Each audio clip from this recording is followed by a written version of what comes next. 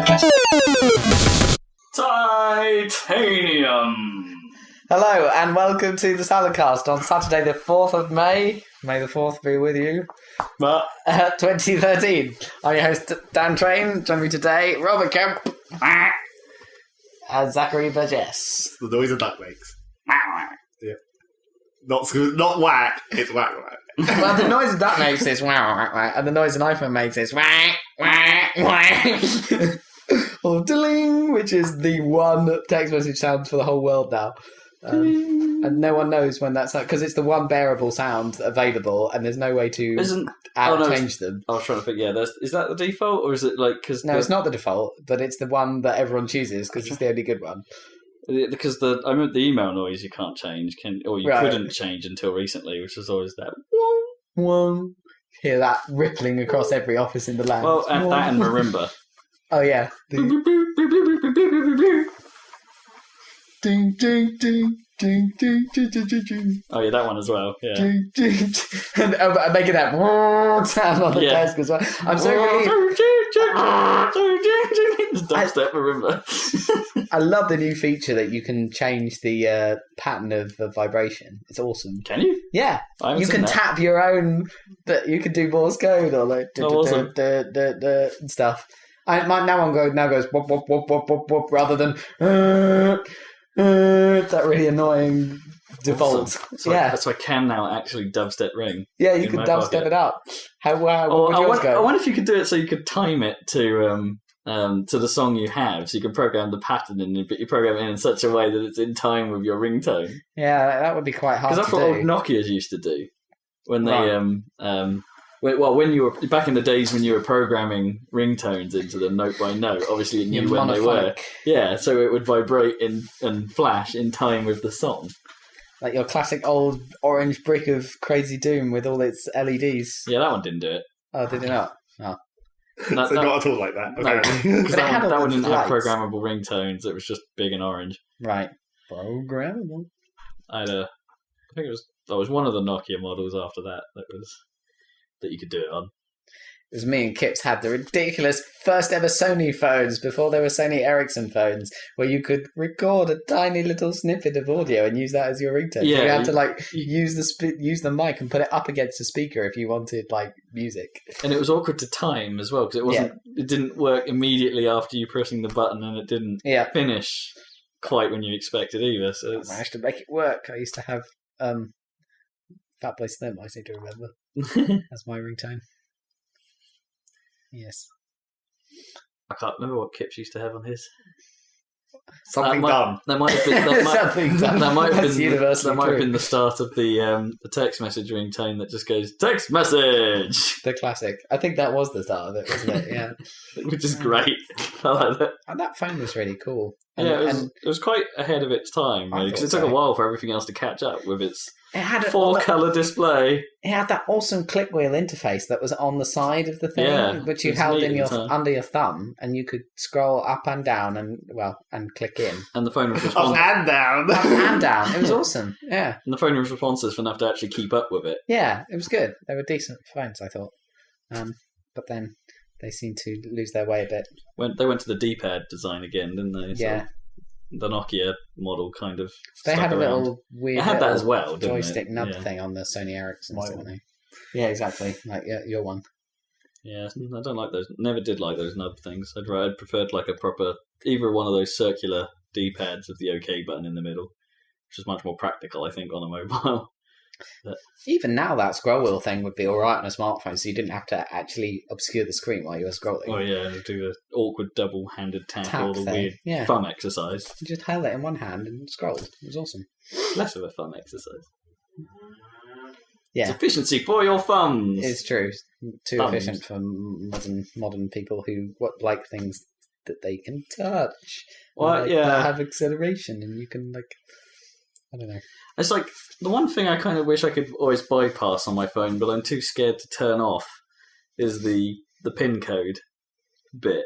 Because I have a PIN code set on my phone, but I have some information on my phone that I just Or your apps have access to your accounts and stuff, and you never need to log into them. And well, isn't there that Android trick of facial recognition? So you just look at it, and if it's but I reckon that probably takes just as long as typing in the code. Does it? Yeah, well, I don't know. It depends how long it takes to recognise your face, and in what lighting. What if, how long does it take if you're in poor lighting? Yeah, that's for true. it to give up. Yeah. Well, if it was fast enough, it would be good. But I guess that is a problem. Yeah, it's like you need like DNA locking around the outside of the phone, so you can just pick it up and it go hello. Yes, that could work. Not really. No.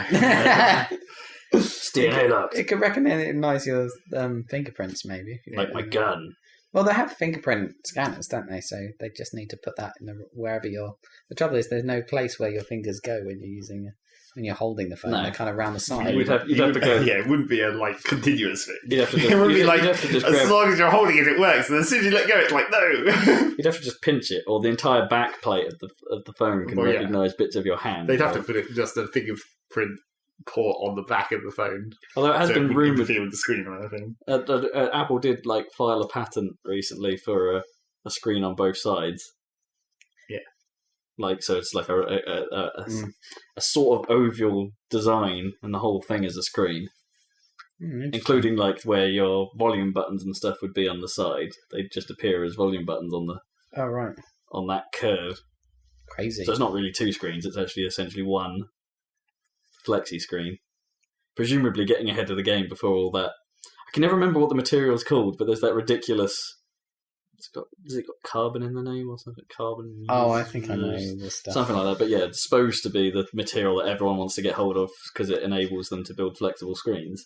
Well, and so people like Samsung and fighting over the usage rights and stuff. Well, what graphene usage rights? Yeah, that's it. Yeah, graphene. There's no usage rights with graphene. It's like saying there's usage rights to diamond. No, graphene there's a manufacturing technique to make it, isn't there? Yeah, but it's still just a fucking single sheet of carbon atoms. Yeah. It's not like... No, but the company that probably makes graphene has probably patented the mechanism in which they make it. You can make graphene in a DVD burner. Probably not in sufficient quantities or to a quality level that you need to make a flexible screen. Well, not for a screen, but for a lot of other things that you can use graphene for. I've seen it. I saw it on a video. You basically just grind up a bunch of carbon powder, spread it onto the back of a DVD, you put it in the burner, and then the laser heat just burns it into a graphene sheet, and then you can just peel it off. Cool. Crazy. Awesome. Yeah. Apparently it's quite good for making large quantities of not probably very high quality graphene, but... Either way this is happening, I don't know the legality of it, or I'm not a lawyer, so I could go into that side, but regardless, it is happening. People are bidding for it. I wouldn't have thought it was that specific. It's probably not bidding for graphene, it's probably bidding for some specific manufacturing technique that one company has come up with over another one. Wasn't it University of Manchester that do all the research into graphene and stuff? I think it's right? somewhere in England. Brian Cox's haunt. But then, of course, there's also, if it's not graphene, then it's nanotubes, obviously. Yeah, true. It's the other one that everyone's fighting over. Got the nanotubes. Watch out, don't get them in your lungs. It's worse than bloody asbestos. Yeah, 5 glass. We haven't really. OLED still hasn't really taken off, has it? In terms, it's just too expensive. It's getting there. They'll get there. They will, but all the TVs will be OLED once it gets to that point. I think. Yeah, we'll probably see that a long time before graphene televisions. Yeah, I expect so. Although I did see it's kind of a gimmick, really. I don't think they're expecting anyone to buy them, but they have brought out some huge curved screen TVs. Yeah, so they're so big that they're curved in such a way that if you sit in the middle, you're equidistant from it at all. Because that's the angle. Oh, I see. Well, a bit given like a certain distance away that you sit. A bit like the cinema curve. Yeah, exactly. It's the same thing. So that's kind of crazy. But it's not exactly Oculus Rift level. Speaking of which, there's been some crazy demos and stuff. There was a grandma playing the Oculus Rift the other day. We talked about this. Yeah, sitting there looking at it. She was super. We talked about this on the last cast. On it. Did we? Yeah, indeed. Probably not for very long. Well, the video wasn't very long. Well, that was also true. But the Digital Foundry got hold of their dev kit, so they had an interesting article. Basically, it's awesome, but it's early days, and the main thing is they need high resolution. screens. okay, yeah. Which they are putting higher res screens into the production one than it's in the dev kit, Okay. but they're still not. Yeah, it's because you're blowing up because the part of the screen that you're actually focusing on, because most of it's peripheral vision kind of. So the part that you're actually looking at most of the time is only like 25% in the middle, I guess. Yeah. And suddenly that's they need not a lot of a pixels. they need a screen that gets has less resolution as it goes to the outside. Really, like you need some ununiform Yeah, if they could way do of that. representing stuff, but I don't know if there's any. Yeah, but that wouldn't work though, because then when you're not always looking directly at the middle of that screen. No, true. You'd have to have a relatively large area of high resolution stuff there, but around the actual, the real periphery of where you're looking. Because I don't think you'd. I don't know what the limit is for like how far you can look outside, like actually focus sideways out of your eyes. I mean, it's quite a lot, but that would be a way to solve the problem. But I suppose the bigger issue is that actually there's probably no hardware technique in computer rendering, or easily available computer rendering that will actually do that high resolution in the middle, low resolution around the outside stuff. Or you'd have to write custom output drivers and custom hardware to. Well, I mean, they already have to do quite a lot of that. Well, but you know what I mean. That I don't think I've ever heard an example of where that's done, where you'll have a high resolution middle and low resolution periphery in actual hardware pixels. Anyway, exciting stuff, regardless. Yeah. No, it's end of civilization as we know it, obviously. No, that's Google Glass. No. They hack in and see whatever you're doing at all times. Because I saw a stupid report about the Oculus Rift where like some guy had tested it out on people. Just people. Like, I know his family or whatever. Right, okay. And it caused the meltdown of society. Well, apparently apparently people reported. That's the classic phrase of like, I interviewed a person and asked them about some very unspecific thing that's very difficult to verbalise. But apparently people reported that like after they've been using the Oculus Rift for a while, once they took it off, it was like, now reality doesn't seem real. Yeah, right. Like, oh shit, it's the Matrix. That's ridiculous. Bullshit. I mean, it has the same problem as 3D TV in that if you spend a long time, 3D television is incorrect stereoscopy of how the eye works, basically, because you're focusing. It's the divergence versus focus problem that your eyes normally do. You'll be focusing on a point whilst your eyes are diverged in a different way to how they would be in real life. There's a disconnect there. Yeah. Which is what gives some people discomfort with stereo 3D. And you'll get the exact same problem in Oculus Rift because you're focusing on a non-real 3D object. So you're going to get this. Well, actually, in fairness, you shouldn't really get a divergence problem, maybe, because it's just feeding it right to your eyes. So maybe they just deal with it. I don't know. Yeah, but you're effectively looking at something that's right here, aren't you? Yeah, and you're still looking at something. I think where I'm going with this is that I guess your eyes don't treat it as natural. I suppose. So you wear them for long enough, and I suppose your eyes adjust. And kids, especially, are very good at adjusting to this stuff. But then you take it off, perhaps, and it is possible that your eyes could, take a while to adjust back. I think it certainly makes people sick the first time. The guy from Digital Foundry was saying he's been playing, first-person video games his whole life, never had a problem, and he was feeling sick after the first 15 minutes of the Oculus Rift. But I think you just have to get used to it. Yeah, it's new. Whereas I've known people, like my dad got motion sick watching his brother play Doom. Which I can see. Yeah, Oculus Rift must be a real, ridiculous cause of motion sickness. Because they haven't put any motion in it yet. That's the problem.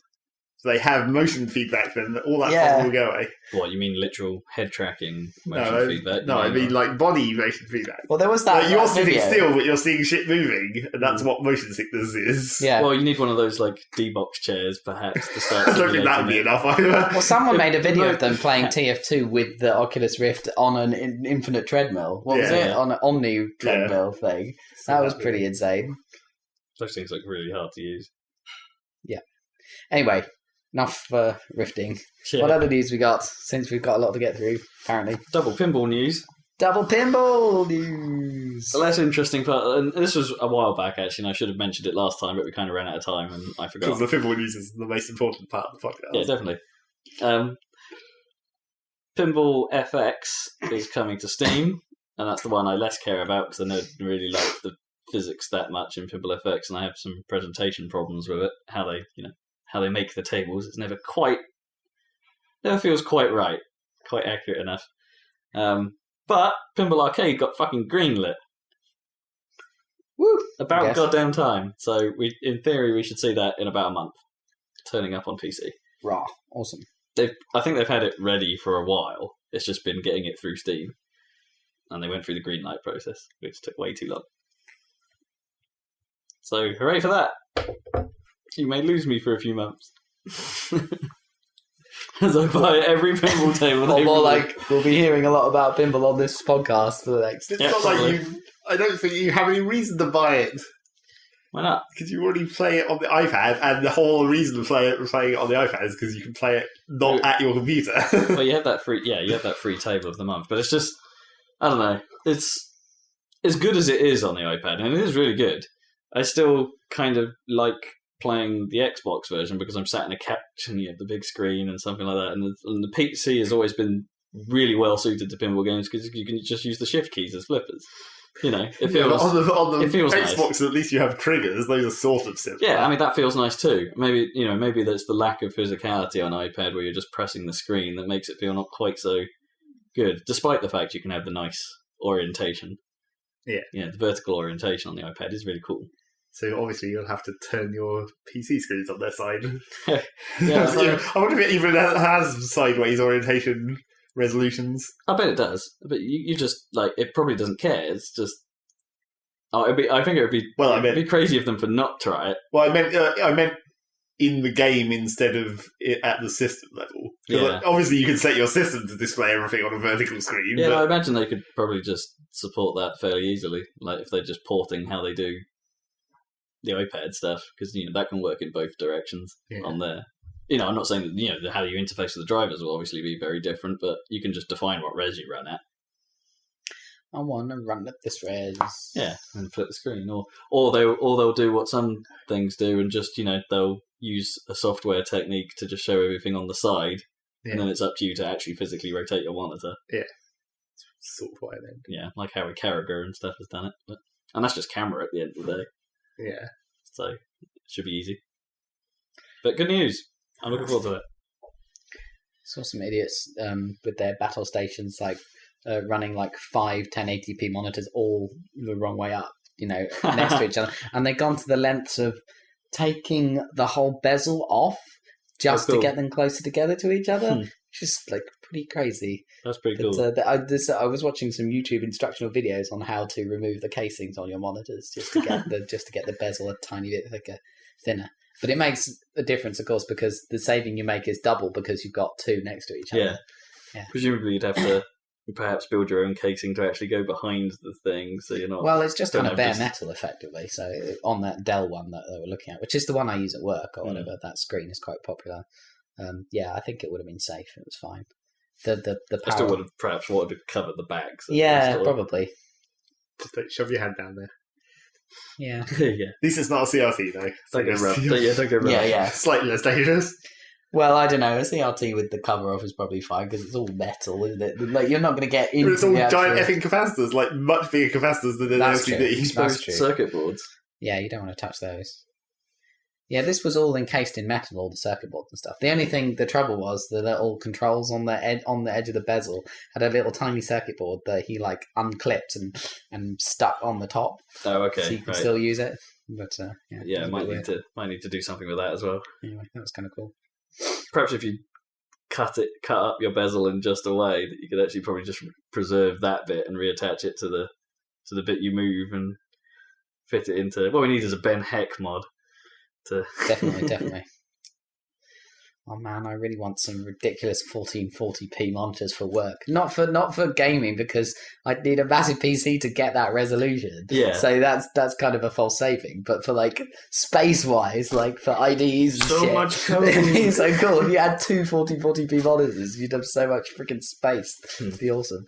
Anyway, You need those Apple monitors that are like 2,000 pixels tall. That's the something like 2160 or something, and they're like 4K screens, I guess. And God, do they go that high, the cinema displays now? You've always been able to buy them that big. Oh right, okay. They're pretty enormous and really expensive. The thing about these 2560 by 1440 ones or whatever is apparently you can get. There was a guy on Rock Paper Shotgun and a guy, the coding horror guy.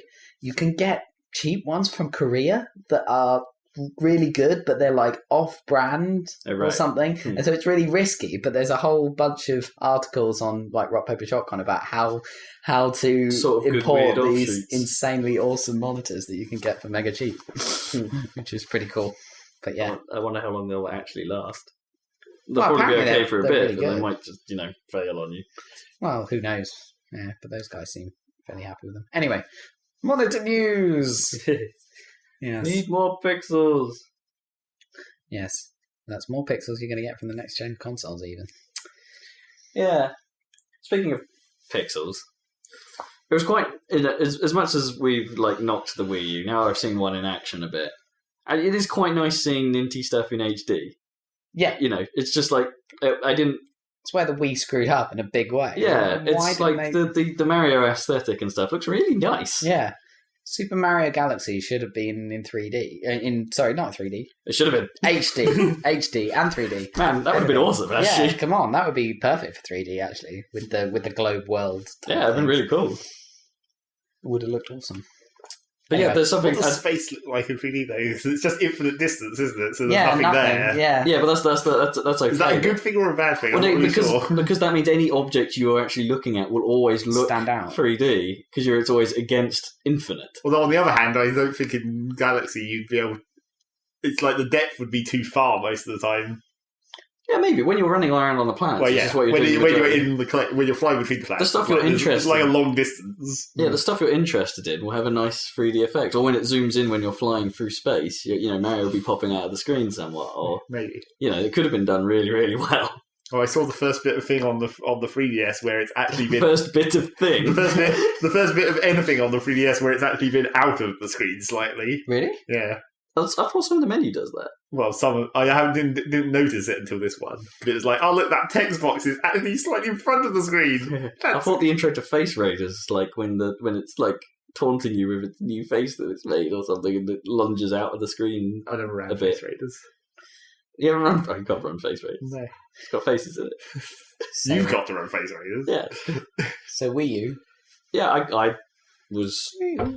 I was more impressed by it than I thought I was going to. Although, and I suppose a lot of people's grief with Wii U comes from the living with it stuff. But from a kind of base technical point of view, I kind of like it. It's nice that it's HD. The controller was really very comfortable. Right, yeah. Really very comfortable. That. I had to go with it. I wasn't looking at the screen at all because it was just mirroring what was going on the thing. But as a controller, it was quite nice and comfortable. Yeah, it's quite comfortable. I found that I did try and play a bit of Super Mario U, whatever it is. That's what I was playing. Looking purely at the screen. And it's fine. Yeah. I tried angling it. Well, it must have looked really, really weird doing this. But I was trying to angle it so I could see, just really quickly move my eyes, look at the screen, look at the thing, look at the screen, look at the thing. And I could discern no lag. None, and it's like the video, the knowledge I have of video in me was just sort of going, how have they done that? Instant encode is but wouldn't the obvious way to do that would just be have the same amount of lag between the big screen and the small screen? Then it'd be noticeable input lag on the telly as well.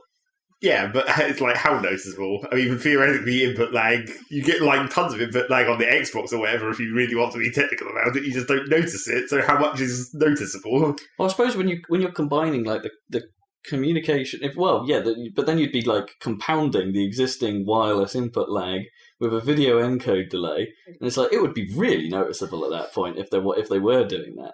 Yeah.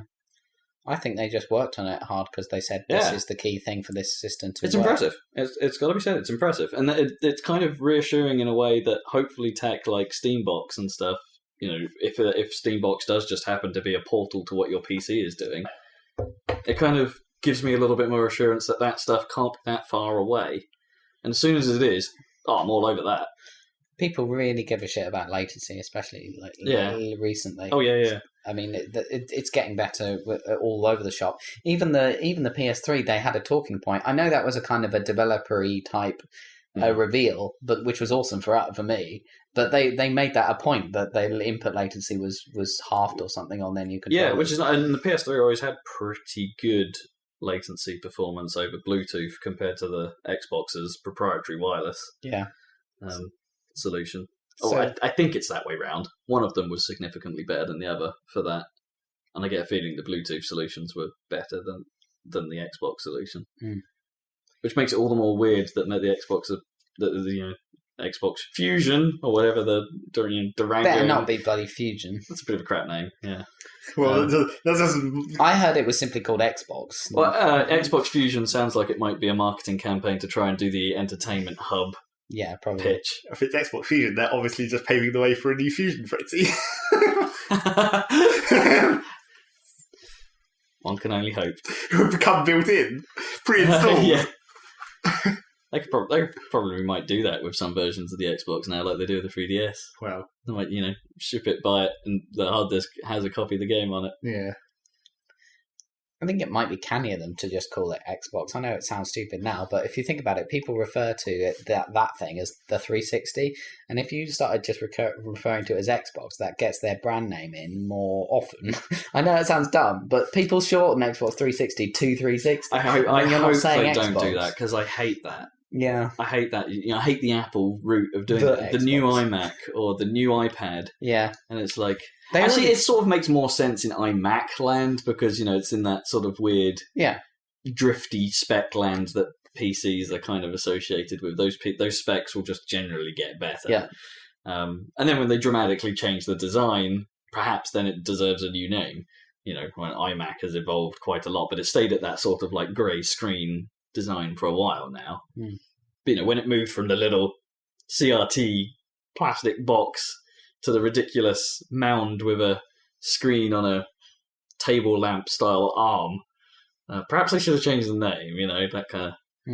That kind of thing. I think when they do that, I'd like a name change. Yeah, I love that ARM thing. It was a crazy PC. And by that logic, I should be less annoyed when they move the iPad editions up and don't give it a new name, or a new indicator. But then specs between iPad revisions are much more important. If you know what I mean. More important than what? Well, as in whether your app will run well or not. Right, yeah. You're trying to get hold of has a much more impact on which version of the phone or which version of the pad you have. I don't know if a lot of iPhone 4 apps are now... Well, a lot of apps that I run on my iPhone 4, I should say, are now getting pretty shit. Like the new versions of Facebook, for instance, are really, really slow on an iPhone 4. Interesting. Like, really slow. That's interesting. There must be a lot of people on an iPhone 4. What's the thing? No one's optimizing for it anymore. 4S and 5 are the go-tos. Bizarre. You'd think Facebook would care. Yeah, it's crap. Facebook on my 4 isn't very good. You see, Facebook... Even Bejeweled Blitz has lag in it every now and then, and that I'm annoyed about, God damn it. Most important thing. Yeah. Did you see Facebook profits are way up? And I know bloody why. Because you use that app on your phone, it's just chock full of adverts now. Yeah, it is. It's very noticeable. I get quite a lot of Domino's ads. What surprise. I'm wondering if they've slightly overdone it. Yeah, it is quite high now. Anyway. Yeah, I wonder if they'll... What happened? Yeah, I don't know how else they could offer the service. If they offered some... what kind of feature could they add to Facebook to make it so you consider paying for a premium subscription? I'm not saying we would, and I'm not saying I ever would. Right. But what could they do to make that... I think there's things they could do. I'm not sure what to suggest, but... Or perhaps if Microsoft had more fingers in the Facebook pie... then maybe they'd integrate with Skype Premium or something. It's like you're buying into our social framework completely. Here, have group video calling. Here, have ad-free Facebook. Here, have... People would pay for ad-free Facebook. That would be step one, I guess. Oh, ad-free Skype was nice. Yeah. Although I did find a way of turning all those off. But... Yeah, and you're right. Because I have to share this with you because it pisses me off for so long, and it seems to work. There's a registry hack you can do you can add some registry keys, and then whenever Java updates, it will skip the step where it asks you to install something, like a sponsor program. Yeah. Oh, like cool. the Ask Jeeves toolbar, or I hate that stuff. yeah, the it's one I have super to... annoying. But like you can turn it off, and it's like the installer is still annoying. But hell, there's one less thing you don't have to worry about remembering to uncheck. I don't have Java installed on my PC. Oh really? Yeah, I don't bother. I don't need it for anything. I wonder if I do actually thinking about it. No, it's not, especially on this desktop. Speaking Like on my work machine, I probably need it. But yeah, me too. Speaking of those things that have super pissed us off, I could bring back up the MSN situation that I mentioned previously. The date passed and nothing happened. Oh, really? Is it still up? Well, apparently, as far as I can tell, they've stopped supporting. No, they've stopped like letting you get MSN. Right. But if you already have it, the support doesn't stop until sometime later this year. Oh, so they've. Okay, so you can't join MSN anymore. Well, or you can't download the program from their website. I didn't really look into it that much, but it's like, okay, it's the 8th. This is all still working. Well, I guess I can put this off for a while more. Because the live passport thing presumably lives on. The login. Because it's all linked. The Hotmail, which is now Outlook.com login, is all still linked. So presumably if you sign up for a new Outlook.com account, you could probably sign into Messenger with it. Probably, yeah. Yeah. Anyway. So yeah. It depends. I think some Microsoft services kind of like, although you have this passport thing, it's like when you first log in, their relevant systems create a record of you on that system. It just knows to pull your details from somewhere else rather than having you type it out again. I think that's how they do the integration. It's not like they log on to one central Microsoft ID server. It's like all the separate systems just know how to get what they need from it when you first log in. Man, they were a bit dumb to throw away that Hotmail name, really. They could have kept it and just relaunched it. I don't know. Hotmail comes across, feels negative to me as a brand. Right, fair enough. But you think Outlook is great for, like, it's not fun? Like, they don't want to be fun, Outlook has a reputation of being solid. Yeah, solid. Well, it's the most proficient email client. Yeah, and you can do the most with it.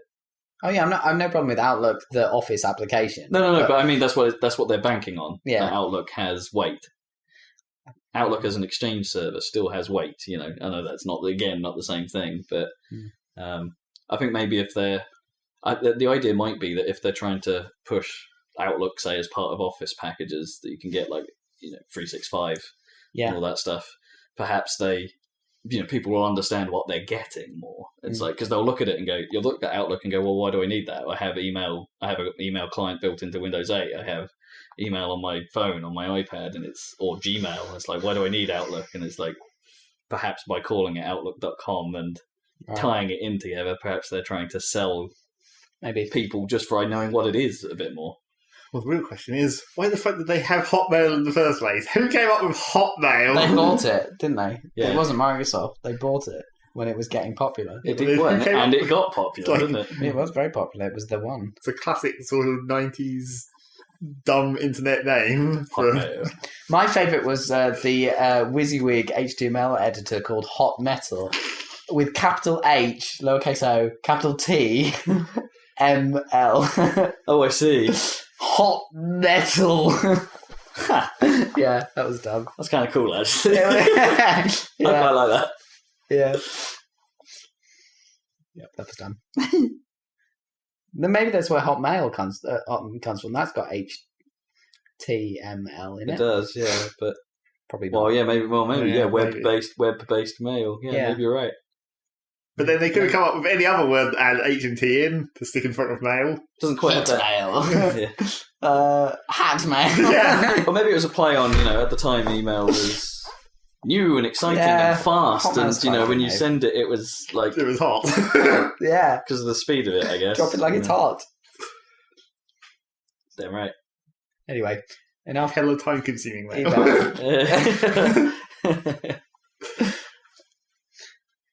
Is that what the H and the T stands for? Hella time consuming. Yeah. The C doesn't count, obviously. Hella time consuming markup language. Yeah, exactly. That's that for real. Jeez. Anyway. Right, any more news going on? Well, we just read, and it got this, like, as part of the Wii U discussion, I suppose. Both Asda and Amazon are slashing the Wii U price. Yep. It's like it's dropped by like £100 over the last few months. So how much is the full-blown edition or whatever? It sounds like it's like 160 quid now. Right, that's not much. That's a bargain. I'm highly tempted, and it's like I should be saving for other shit, like the next gen coming up. But oh my god, that's a good price. What games would you get? That's the big question. out. Well, yeah, Smash Brothers when it comes out for sure. Well, that's why. And that's almost that amount of hours taken up right there. If I was going for the £per hour ratio, Yeah, we can manage 160 hours on Smash Brothers. 150 hours is nothing. Yeah. Well, no, how many have we actually played on Brawl? Not like much more than 150, really. It's probably getting up to 100 if I'm honest, but Just think how it's cheap. quality time. Just think how cheap it'll be by the time that comes out. Well, we don't know. They might This is run the out thing. of stock of this. This is the thing. These This slashed, generation, these slashed prices are unofficial. They're not like an official price cut. So Nintendo hasn't sanctioned this. I suppose Mhm. it makes it sound like Amazon and Asda want to get out of selling Wii U's, Strange. or they've bought way too many. Some kind of stock error, and someone put a 0 on it or something. It's like shit. We got to get rid of these. Well, to be fair, nobody had enough Wii's, so maybe they thought. Well, yeah. Well, Nintendo solved their supply issues this time, but the Wii U just hasn't had that mass appeal. No. So yeah, I can see that coming a way off. So I might get new Super Mario Brothers U because I haven't played any of these new Super Mario Brothers games properly. Shit ones. Yeah, so I might. Yeah, but you know what I mean. Shit. But I haven't, The boringly average ones. but I haven't played any of them. Is the point? So maybe that's my in. Sure. Because I never played it on. I suppose I could just borrow your DS copy. But I have DS copy. Did you not? No. Did you never have any of them? No, All right then. Well, I can't do that then.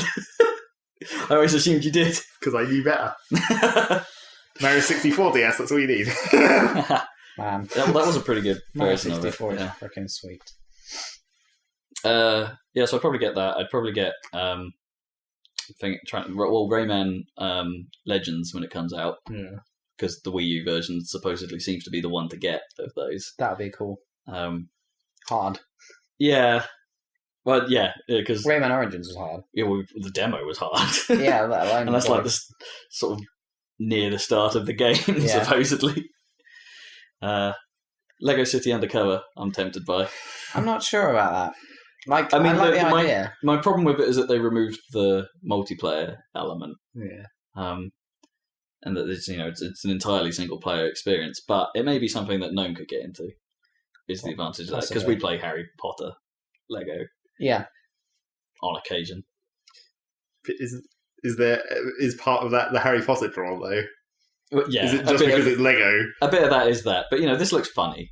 Is the thing that now that they seem to have, even though they're talking now, the undercover human seems pretty good from what I've seen. So. I'm not sure they should have made them talk. I mean, I can see for that game why they had maybe to. they've run out of slapstick. Let's be honest. Yeah. And to be honest, if you don't know the story, Of the films. often following those Lego games is pretty tricky. Yeah.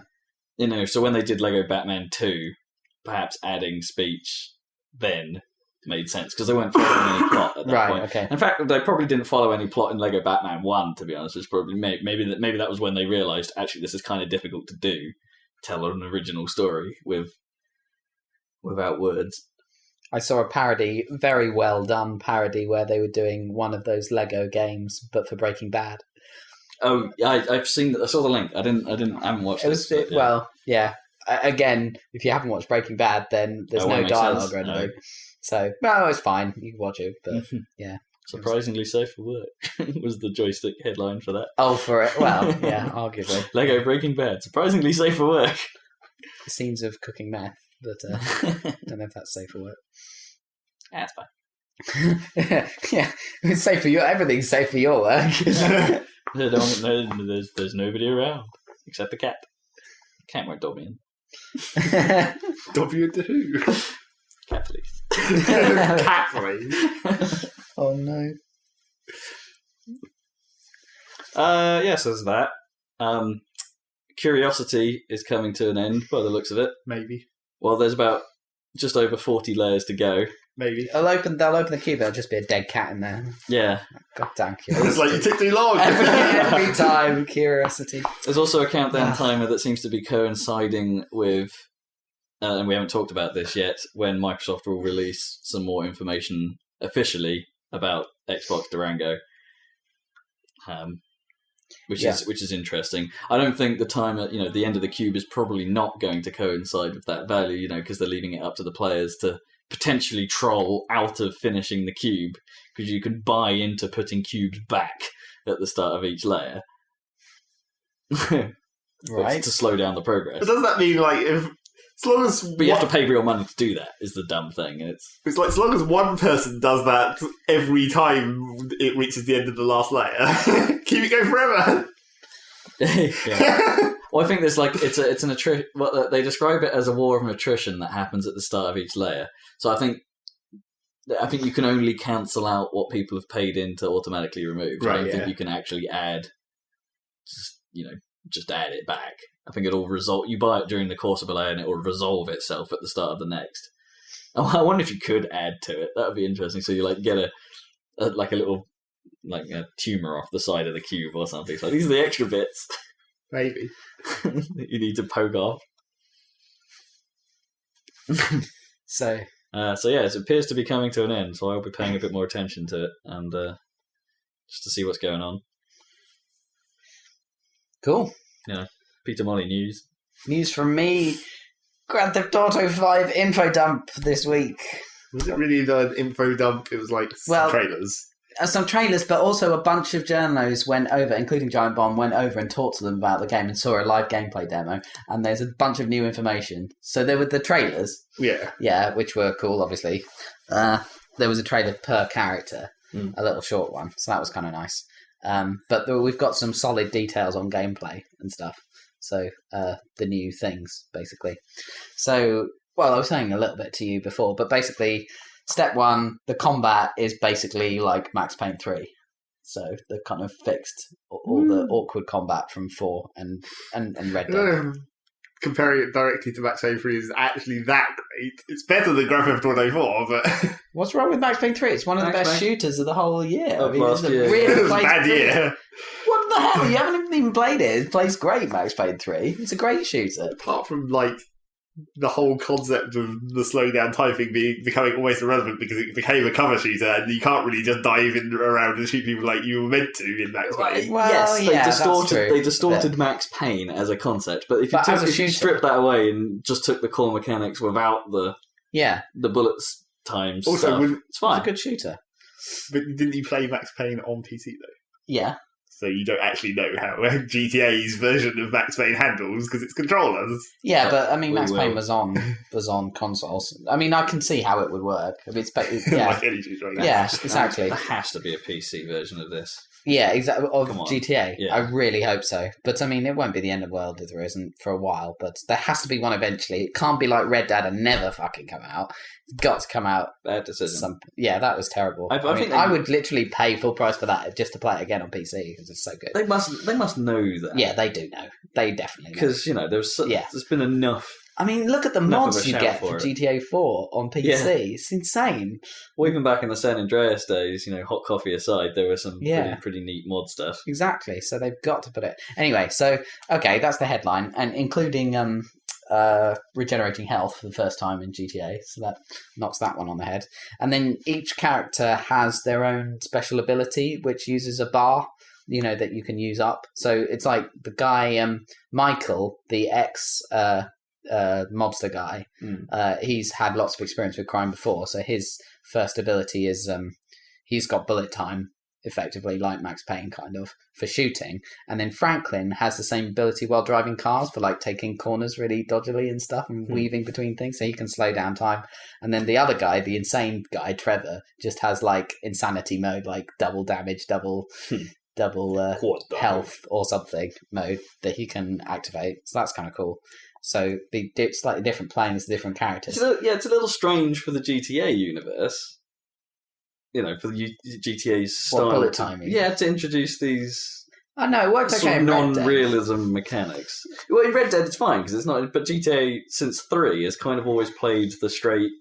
Yeah. the straight card, hasn't it? You know, this was trying to be gritty. I don't think it'll be super stylist. I mean, I haven't seen any of the abilities in play, but I can't imagine it'll be like this huge John Woo thing. I think it'll just be to make combat or whatever it is a bit easier. Yeah, I know, but it's just, I still find it a slightly odd decision. I mean, I think it'll probably make a better game that appeals more to me. Yeah, but what sort of stylistically? Yeah, for what GTA stands for. Yeah, I could see that.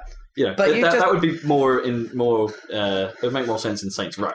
I think their brief is to make it just more fun this time and more colourful and more fun than GTA 4. Well, that's good. As long as there's no one ringing me up every 2 seconds on the mobile asking to go bowling. Well, clearly that's the first thing they'll have addressed, basically. Yeah, because that was like that everyone, mechanic, the that girlfriend everyone. mechanic, that was all kind of crap. Yeah. So I don't think they'll ever make you annoying you to do stuff that you don't want to do. I want more enjoyable core mechanics, I think, in GTA, not so much of the ridiculous quantities peripheral of side stuff. Yeah. I think there's. It's kind of nice that they were there, but there was just too much outside. I think there's going to be more Red Dead style, opportunistic side stuff that happens in the world. You know. Okay, that'd be neat. And it won't be less contrived than like someone running up to and going, "Hey, that guy stole my thingamajig." How are they going to make it less contrived than that? Well, we'll see, won't we? And I think the bigger problem would be is that stuff was kind of noticeable in Red Dead because, you know, you're in the middle of fucking nowhere most of the time. It's in the city. Yeah, there's a lot of shit going on. Yeah. But it's not all city, is it? Like I say, true. So this is... Yeah, but you're not going to go out in the middle of like the mountain and then have something Some random team. Someone stole my BMX. Yeah. Although conceivably you could have a dude like being chased by a bear or something. Yeah, maybe. But why would you... Because you're all criminals, so why would you like help these people necessarily? Don't, you shoot them and they still wear shit. Yeah, exactly. That guy's being chased by a bear, let's shoot him in the leg so the bear kills him. Now I can lose his score. I really hope that bear doesn't eat his wallet. That's basically Far Cry style. But yeah, so the world is apparently 3.5 times the size of Red Dead, plus the ocean, which is friggin' enormous. And there's loads of wildlife Red Dead style, and apparently just as much going on under the sea, like in the ocean, and you could like dive and do all kinds of crazy. Oh, no. So and Trevor's the pilot guy. So the thing about switching between characters, because it's like. Okay, you could in a mission and stuff. You can switch between characters instantly if they're all on the same mission, which there are multi-missions. But it's not like, oh, you're one guy and the other 2 guys like following behind you, AI controlled and like bumping into walls and stuff and that kind of thing. And then like squad based or whatever. It's like a asymmetric co-op. Exactly. Scenario. So people are in different positions and stuff. Like one of them is covering them with a sniper rifle on high. One of them's driving the truck. One of them's that sounds like it's going to be way too strained. And you can flick between them instantly. I don't know. It might make it might solve the problem that GTA 4 had, where some of the missions were just dumb and crap. And perhaps in the cases where they are dumb and crap, doing it with one particular character, perhaps you just switch to another one and play out that mission. I get the feeling it's not going to be that good. I think it's going to be like you'll be playing as one dude for most of the mission, who'll be the guy running up the street or whatever, and then the guys who are covering him, you can switch to them and do that, but then you switch back to the main guy and then they move. You don't move them around while the other... I think that's quite unlikely. Because otherwise they'd have to literally make 3 levels running parallel to each other, and I think that's going to be too much. I don't know. They're quite ambitious. Yeah. Like, in the normal gameplay, like when you're out in the world not doing a mission or whatever, you can switch to the other guy at any time. But the thing is, he's not just in his room or something, blankly staring at the wall. Or maybe he is. Each of them have their own routine that they go through and stuff, so they might be doing the normal kind of shit that they are doing during the day. Or you can catch them in the middle of a robbery. Exactly. You can switch to them. Or crazy guys wrestling a tiger. Exactly. And apparently... Because there would be just wild tigers. Well, apparently the gameplay demo, they like switched... Okay, you were Franklin, and they switched to Michael, and Michael was like in his home talking to his daughter or whatever. And then they switched to the crazy guy, Trevor, and he was like woke up drunk with a bottle in his hand on a beach surrounded by dead bikers. And I was like, what the fuck? Apparently it does a super cool, crazy, zoom out effect and whoosh over the world where it's probably loading or whatever it's doing, and then goes back into the... Whereas in a mission, obviously, it's just instant. Yeah. But yeah, that stuff sounds... I like the idea that you don't just... They're not just dumb and just doing nothing while you're not in control of them, but they actually have lives going on. The real question is how it's not really important, but it'll be a kind of a like obvious sign of how much they care about it. Is like how it's like if you switch really quickly, does it just like reposition them to a new? Or you think they're going to warp or something? Yeah, it's like are you going to because otherwise you might just switch them and they'll just be standing on the street. I mean that could happen. That could happen in theory, but will they, or will it be like always every time you something. switch, it'll be like, oh, he's waking up on the beach.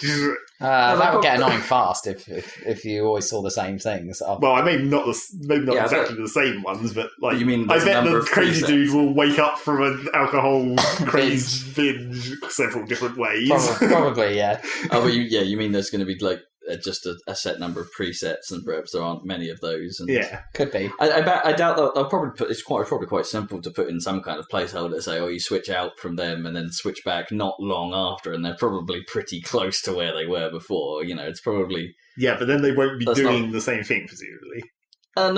you might be right, not necessarily, but they could have. Well, maybe they do. Maybe there's placeholders for there. It's like, oh, you only switched like 1 hour of game time ago. This guy hasn't got very far since then. Or I think if I was Yeah. doing, if I the way I, or if it was minutes of game time, they're probably like, oh, that guy's still going to be doing that. So there's probably not, there's not actually much coding in. It's no like it's not that they have to be simulating these guys all the time. They can just sort of put some arbitrary constraints in to say, oh, it's been a few minutes. yeah, This guy's probably doing the same thing. but then Yeah. also it's like the other question with that is with the idea that you switch this dude and he's talking to a person or whatever. That's going that can still seem really weird when you're like taking control. It's like, no, I'm done with this conversation now. I'm out here, Bye. bye. Yeah, that's cool. See, what I worry about with this again is some of that stuff, like the instant, semi-instant swooshing between characters and the replacing of the thing, the size of the world and all that. It all feels a little too ambitious from what I think Xbox Could do. could It's amazing, handle. isn't it? Yeah. I mean, yeah, don't get me wrong, GTA 4, from a technical standpoint, even on the current consoles, is pretty impressive stuff. Even if the look isn't quite there, and even if the frame rate isn't quite up to Yeah. what some of the stuff the Xbox and PS3 has done since. Yeah.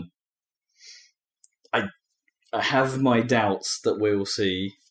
Well, for starters, I have my doubts about those screenshots. I mean, they look great, but I doubt they're from consoles. Yeah, I think they're definitely relit or whatever. Yeah, I think it'll be running under a really high quality render on PC or something that we hope to see. But I don't really. I mean, it'll look better than 4. I mean, that's all I can ask for on the current gen, Possibly. especially given the increased scope.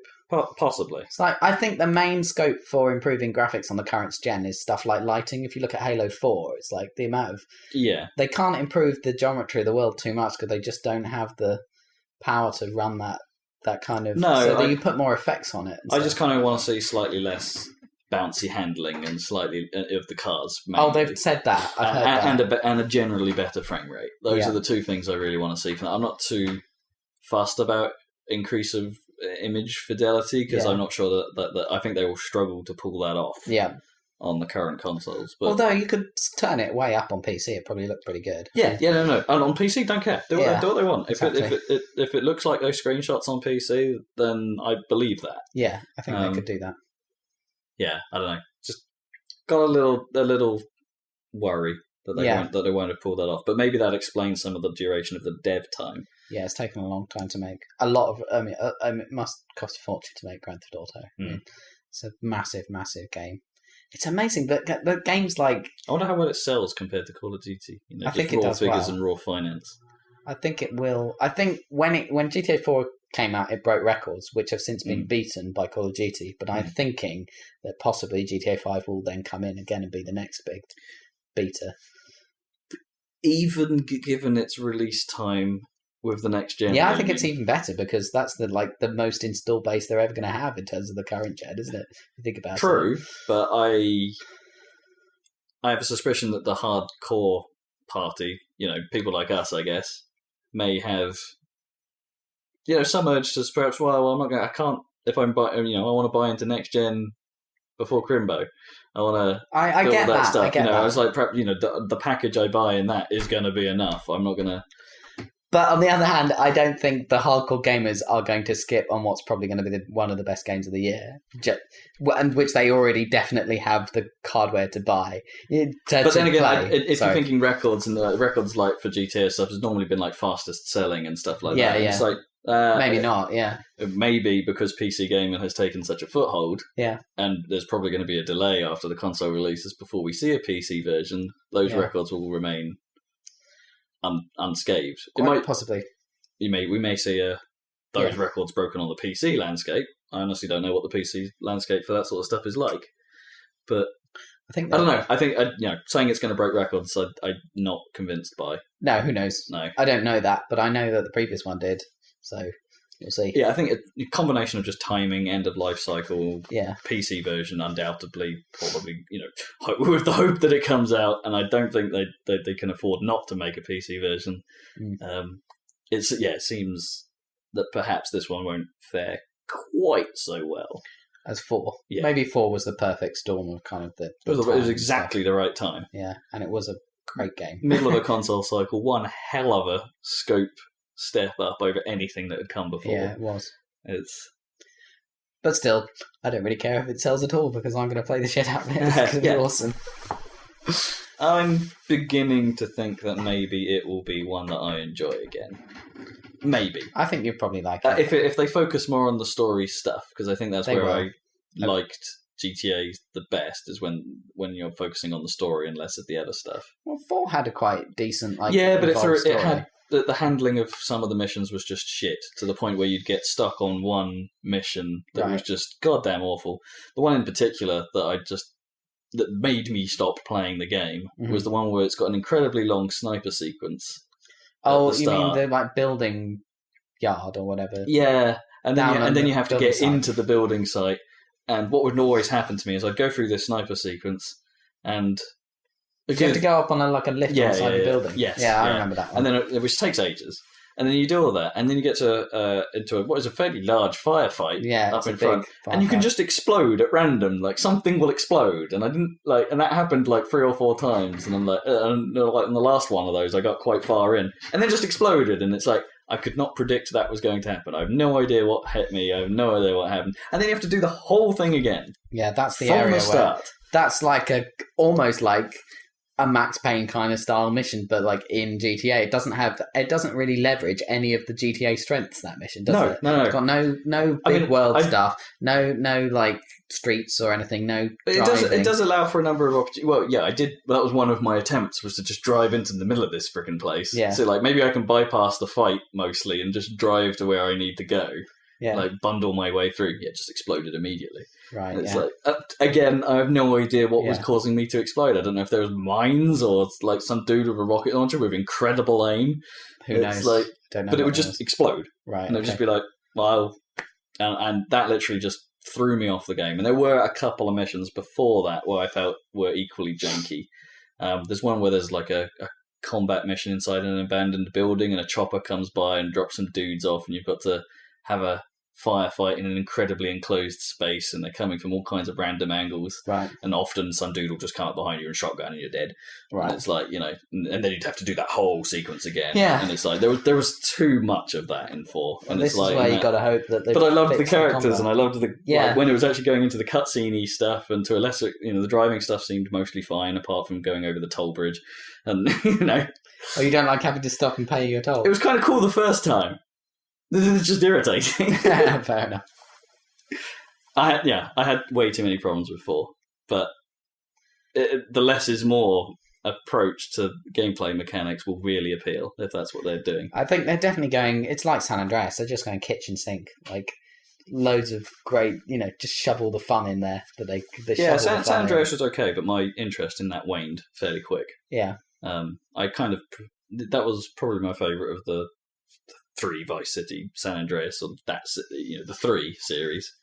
I liked San Andreas the most. I don't know. Vice City had less scope, but it was the biggest improvement. I don't know. It's hard to argue. Yeah, exactly. It is hard to argue. It had the best aesthetic, obviously. The crazy 80s-ness. But anyway, point I was making is I'm mildly more interested now. Yeah.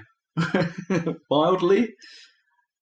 Anyway, so that's my great white hope for 2013. apart from the next gen. But that game-wise, that's it. I'm playing Bioshock, so that's the other one. I've got another random bit of news. It's not exactly like hardcore news, but it's an article I read the other day that I thought was awesome. And you may have already seen it because I linked it about a few places. All right. But a company called Green Heart Games put together a bit of a game called Game Dev Simulator. I heard about this. Which is, I think that I don't know if it's the same guys that have been that had an iOS version a year. Game Dev Story. Or I don't know if it's the same guys. It might be like a similar-esque game. Someone who thought they could do better on that sort of thing, but for PC kind of. Yeah. I don't know. I don't want to get into that. Game cloning, blah. But they decided that an interesting way for them to tackle piracy is to put their own version of the game out into the wild on BitTorrent. Just put it out there, don't care. But what they didn't tell everyone is that in this specific version of the game is a fatal flaw. That means that at some point during the progress of your progress during the game, your software dev company that you are running will become subject to high rates of piracy and will eventually go bankrupt, and there's no way to avoid it. And it's the fact that it puts on screen a big message saying, hey, because of piracy, your studio is suffering real bad, and you are currently losing money and stuff like that. And then the best bit of the story is that people didn't, because it's subtle, people didn't realise this was an anti-piracy trick. So people were taking to the forums and stuff like that. It's like, my company's suffering from piracy. How do I avoid this? Asking for legitimate advice, and it's like, he's a pirate. Lol. Yeah, but they fell into the obvious hypocrisy trap of releasing. They put the thing on BitTorrent. It wasn't. Someone didn't pirate it and put it on BitTorrent. They put it on BitTorrent as if it was pirated, but it wasn't pirated. Yeah, but what difference does that make? Because someone will do that immediately. Or would they? Every PC game that happens with. Every PC game, there's a pirated version immediately. Maybe the pirates wouldn't have cared about this one, because apparently, according to the sale figures, compared to the number of people who actually bought it, compared to the number who pirated it, apparently the actual number of sales was incredibly tiny, tiny. Much less than... But I'd imagine that's true of most pirated games. I don't think not in big pirate, not like AAA or whatever. Surely they're the ones that get pirated more. They get pirated more in quantity, but not in percentage. I would imagine. No, I'm not. Because the AAA, I'm not sure about that at all. The whole point of AAA is it's more people play it because it's more appeals to the masses or whatever, and the masses don't know how to pirate. That's the pirates. Okay, I see your point. Yeah, okay, maybe in AAA land, the percentage may have been slightly different. It would have been interesting to see if they tracked Arkham Asylum, because they added that. They did a similar trick in Arkham Asylum. You don't ever gain the ability to glide. Yeah. Oh, cool. So you literally stuck at one point in the game, and it doesn't let you progress because you never get and it doesn't tell you. Right. So you just get screwed, basically. I think because it's... Man, that game was great. What they did was they made this specific version with the anti-pirates. But that's not quite the same thing as making it detect that it's not legal and then changing things. Yeah, the degradation thing. Well, no, but this is the easiest way to do it. You put out a version of the game it's easy, but not legitimately pirated then. Because you've influenced the pirating scene by putting it yourself into the pirating scene. Yeah, but all it takes is one person to crack it. And then as soon as that person does it, they will seed it, and everyone else is just downloading. It's exactly the same. All it would take is one guy to crack that game, and then it's up, and then you would have exactly the same response. It's like entrapment. Zach's thinking it's like Dateline NBC, like Chris Hansen, and you walk into a room. And... in a dumb way, you're right. It is entrapment, but they came out and it's. I think it's only really entrapment if you then prosecute against, because it's like I guess, but it's the fact that it was an awareness experiment. And for holy crap, it worked. It's like in terms of just it's inevitable. Yeah, but it's just that's how bad the piracy scene is. It's like the bit that's unforgivable in this case is that it's an $8 game. It's like it's $8. It's like I kind of feel slightly more sympathetic to people that pirate a $60 game because it's like if it's an $8 game, surely less people should pirate it than a AAA game where everyone should pirate it because of all that savings. That's what he's saying. Yeah, that's why I'm saying I'm. But you also agree that the AAA titles don't get pirated proportionally as much. I'm agreeing with that because, like, with certain titles, like Batman, let's put it that way, like Batman, but you could, they will, there's a certain expectation that they are going to be great.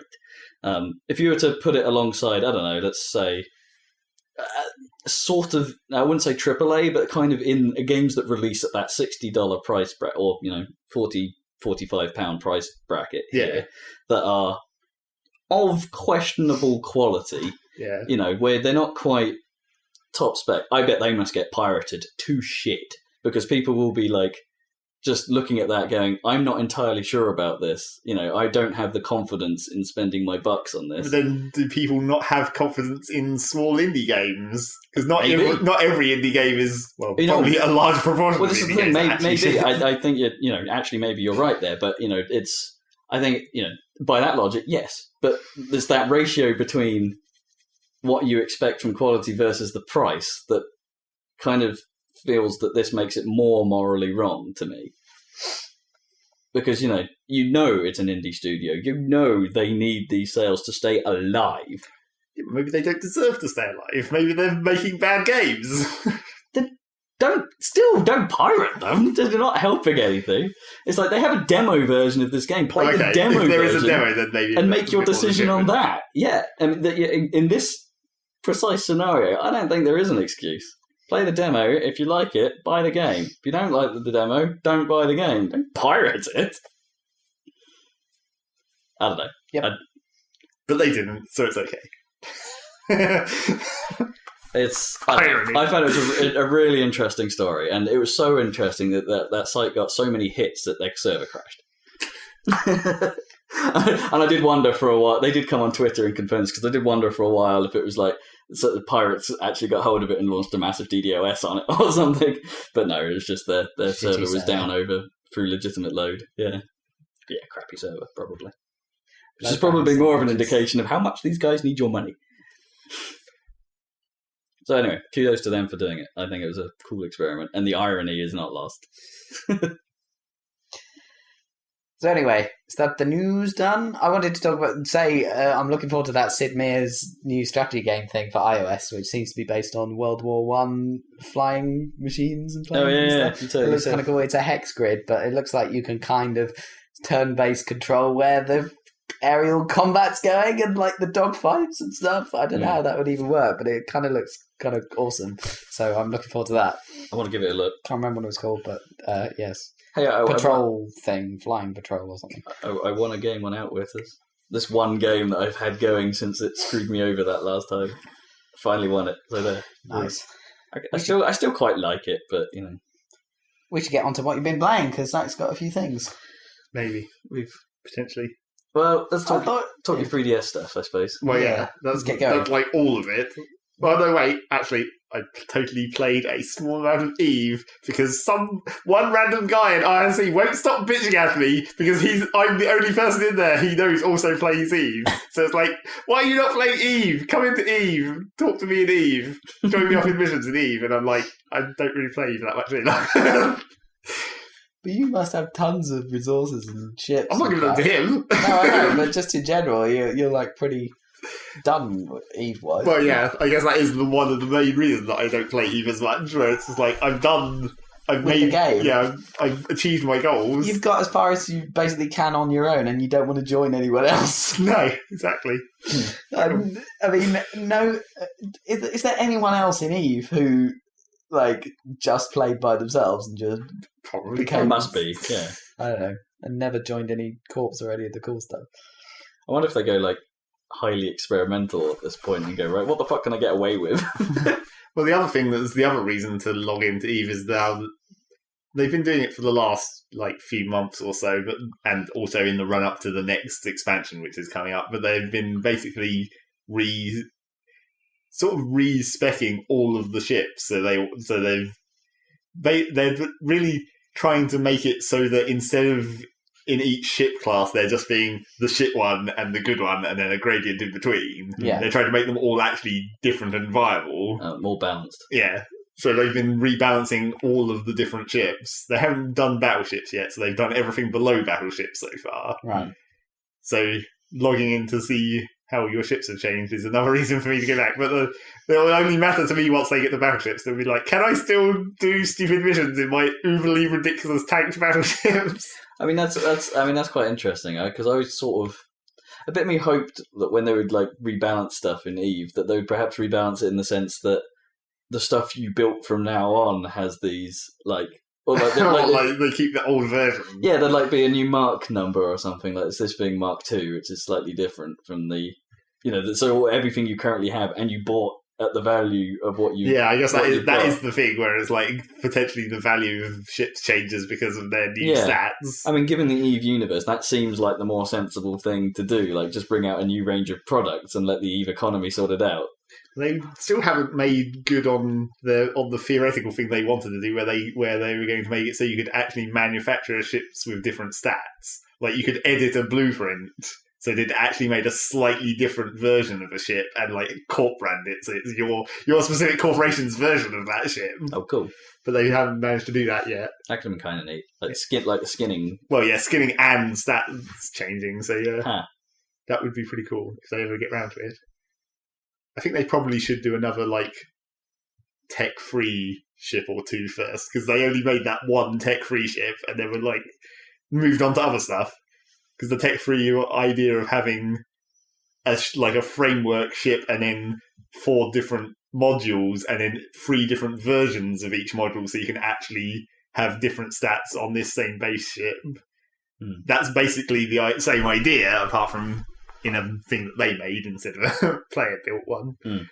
They should probably do another one, because it's the only tech-free thing that exists. So what's happening in the recent update, or or has that update happened? Because I can't remember what happened in the last expansion. I know that they're planning on talking a lot more about Dust 514 in the upcoming, whatever they call it, EveCon or... I heard something about a film or a TV series or something based on player stories. Apparently voting for that is up now. Oh, that could be quite interesting. It could be, but I saw an article about it where it's like, you're selling your copyrightable ideas for not very much. It's like, if you win and get your story into this thing, you get 10 years of game time. Right. Which is quite a lot of money. But not as much money as you get if you actually... sold a script to a TV production, whatever. Yeah. But these stuff, when you see player stories, these things, is it made up player stories, or is these things that happened in the game that they're going to try and dramatize? Or probably both. I hope it's the latter. Yeah, because that's cool in concept. But then, because that's already happened and stuff, anyone could report on it, perhaps, and that would explain a slightly lower price tag. Yeah, but a bit more like journalism than. But I mean, and the other trouble with that is it's an internet vote, and you know what happens with internet votes. Well, something awful or Goodswall will win all of the prizes. And also, what do you expect the budget to be for this show that they end up making? Well, I'm more interested in thinking about what the fight it's going to actually... Is it I think I prefer it to be a CG series, not a live-action series. Yeah, I think I agree with you there. Because, live action would theoretically work. It would just be like Battlestar or whatever. And there's not exactly much in the way of... they'd have to presumably contort events quite a lot to actually have people in it. I guess that is true, because you can't just have pod pilots doing everything, even though they are technically doing everything. But then that's sort of a big problem with the Eve universe putting it into a story, because... The pod pilots are the ones flying the ships and doing all of the talking to each other and stuff. And then there's just the crew of the ships who are basically just pushing buttons. Yeah. They don't do anything actually interesting ever, or as far as we know, as far as actual pilots care. No, always the game kind of presents itself that for all the way that game always looks to me is that there is no crew really, and it's all just computer operated. Well, apparently there is. Yeah, I know. Like, in by that logic, but it's like the way the game sort of ends up presenting itself to you kind of makes it think that your ship is smart enough to just listen to your commands. Well, yeah, they never mention. Right. Well, I don't know if they actually mention it in the game. They do because of the they way have it's mentioned tied it in to backstories. Yeah, because it's the way that it's tied to your personal skills and the way that it's tied to stuff like that. It feels like really, you're just telling the ship what to do. Yeah, you don't need this crew per se to. But yeah, it doesn't really work in a sense of personalities for a TV series. No. I mean, because the crew don't matter and the pilots aren't. They can do it like Thomas the Tank Engine and have the ships have like faces. That's effectively what it is, right? Sort of. In a strange way, though, Eve is kind of like the ultimate blank canvas for random space-related short stories. Isn't it? Because it's like you don't really need a universe to tie any story to. You could put any story you wanted into Eve, pretty much. I guess. It doesn't have to have come from gameplay. It's just like all it has to be is a story in space. Probably what's actually going to happen is none of the stories are actually going to be in space. It will be all political intrigue and stuff, like spies and stealing all your corp assets that's pretty or whatever. cool. Well, it's cool, but there won't be any spaceships because those are actually. They just intersperse it with shots of stations and cargo ships flying exactly. along. Like the story about the destruction of all any, that Plex or whatever. Like okay, maybe that one will have some space. That'd be kind of funny. Giant battle. They could probably focus on the aftermath of that and the corporation dealing with that guy. Yeah, but it's like all these Eve stories won't actually involve very much space combat, and that's the kind of the bit that you want to see made into TV because space combat is always awesome. Yeah, but there are some massive battles, aren't there? And there's always some politics. Well, there are always some massive battles, but they aren't. But then they could have comedy filler episodes. I guess the ones where it's just like, we just feel like a fight. Well, it's like the battles in Eve don't really fit like dramatic tropes or anything. It's like Battlestar, you've got the whole idea of like jumping away and the last of humanity, and all this. But whereas in Eve, it's just like two teams just bring a big pile of ships and mash them into each other until one team dies. You've got the gates, though, haven't you? And like camping the gates and shit. That's kind of interesting. That's kind of just do an esports episode. Like present it like a game show. Maybe. Aren't there traps and things you can do? There are, but they're so like generic and common. I don't think that even makes that doesn't create good stories. I guess. No, I suppose not. It's like I walked into a bubble and then I was fucked. That would make a funny episode. Well, it depends on what you trap, I suppose. There could be some tales of interesting cargo. I guess there was that story quite recently of the guy in the Titan who accidentally jumped himself instead of jumping the fleet. That's right. That would probably make quite a good episode. Yeah, that's it's like just a Titan plane appears and it's like, what the fuck? Oops. You clicked the wrong button. Yeah. Oh, God. Nightmare. I love that. Eve. Yeah, so I played a small amount of that. I did some missions, and then I went and looked at my my agent history and realised that I had done missions with this agent for nearly an entire year. It was like, oh look, 2011 or 12 even. How old is your account? 10 years? Yeah, nearly 10. It'll be 10 this year.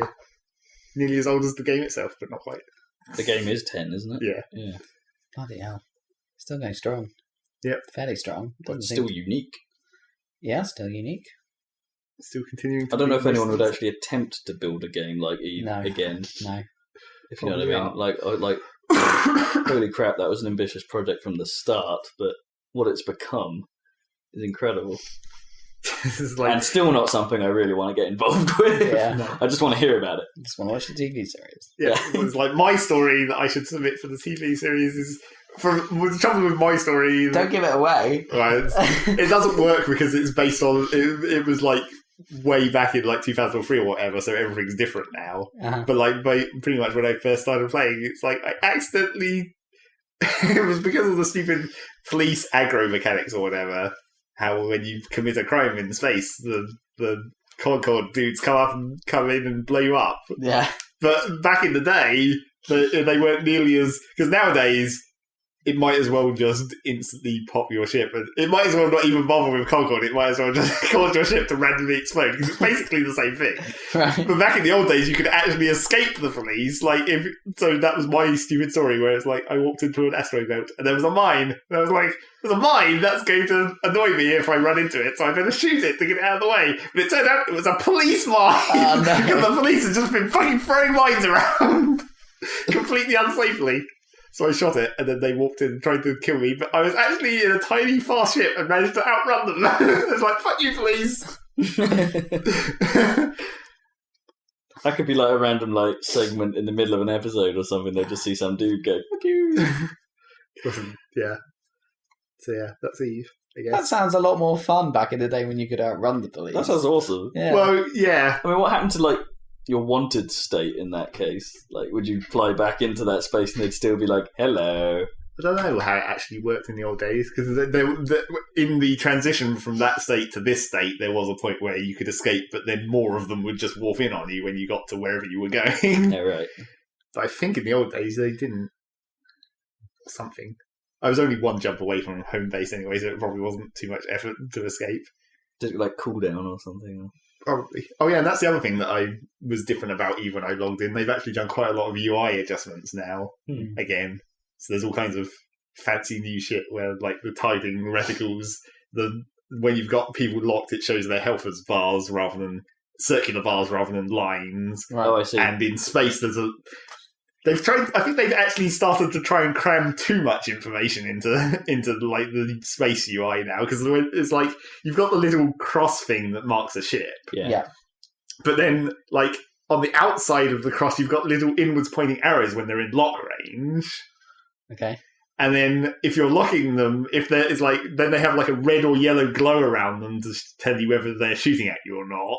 And then when you lock them, they get your circular reticle, and it has a countdown that tells you how long it's taking to lock. It's everyone's getting a bit clustered. It's almost too much information. I don't know. Some of the old design of how those reticles and stuff looked was kind of, over stylistic in a way. So perhaps, if it's just a cleaner look, that I don't know. I think more information in the same amount of. I feel like they've tried to make it more stylish. It's less square. There's more circles now. I don't think I like that. I think I prefer squares. Fair enough. Obviously. Yeah, there was something about the aesthetic of that game that is kind of, with the exception of the capacitor wheel. Yeah. And the stuff in there that was always kind of felt kind of, like old terminal style graphics. You know what I mean? That kind of blocky text And they've done something that all games should always do, which is make their UI repositionable. Yeah.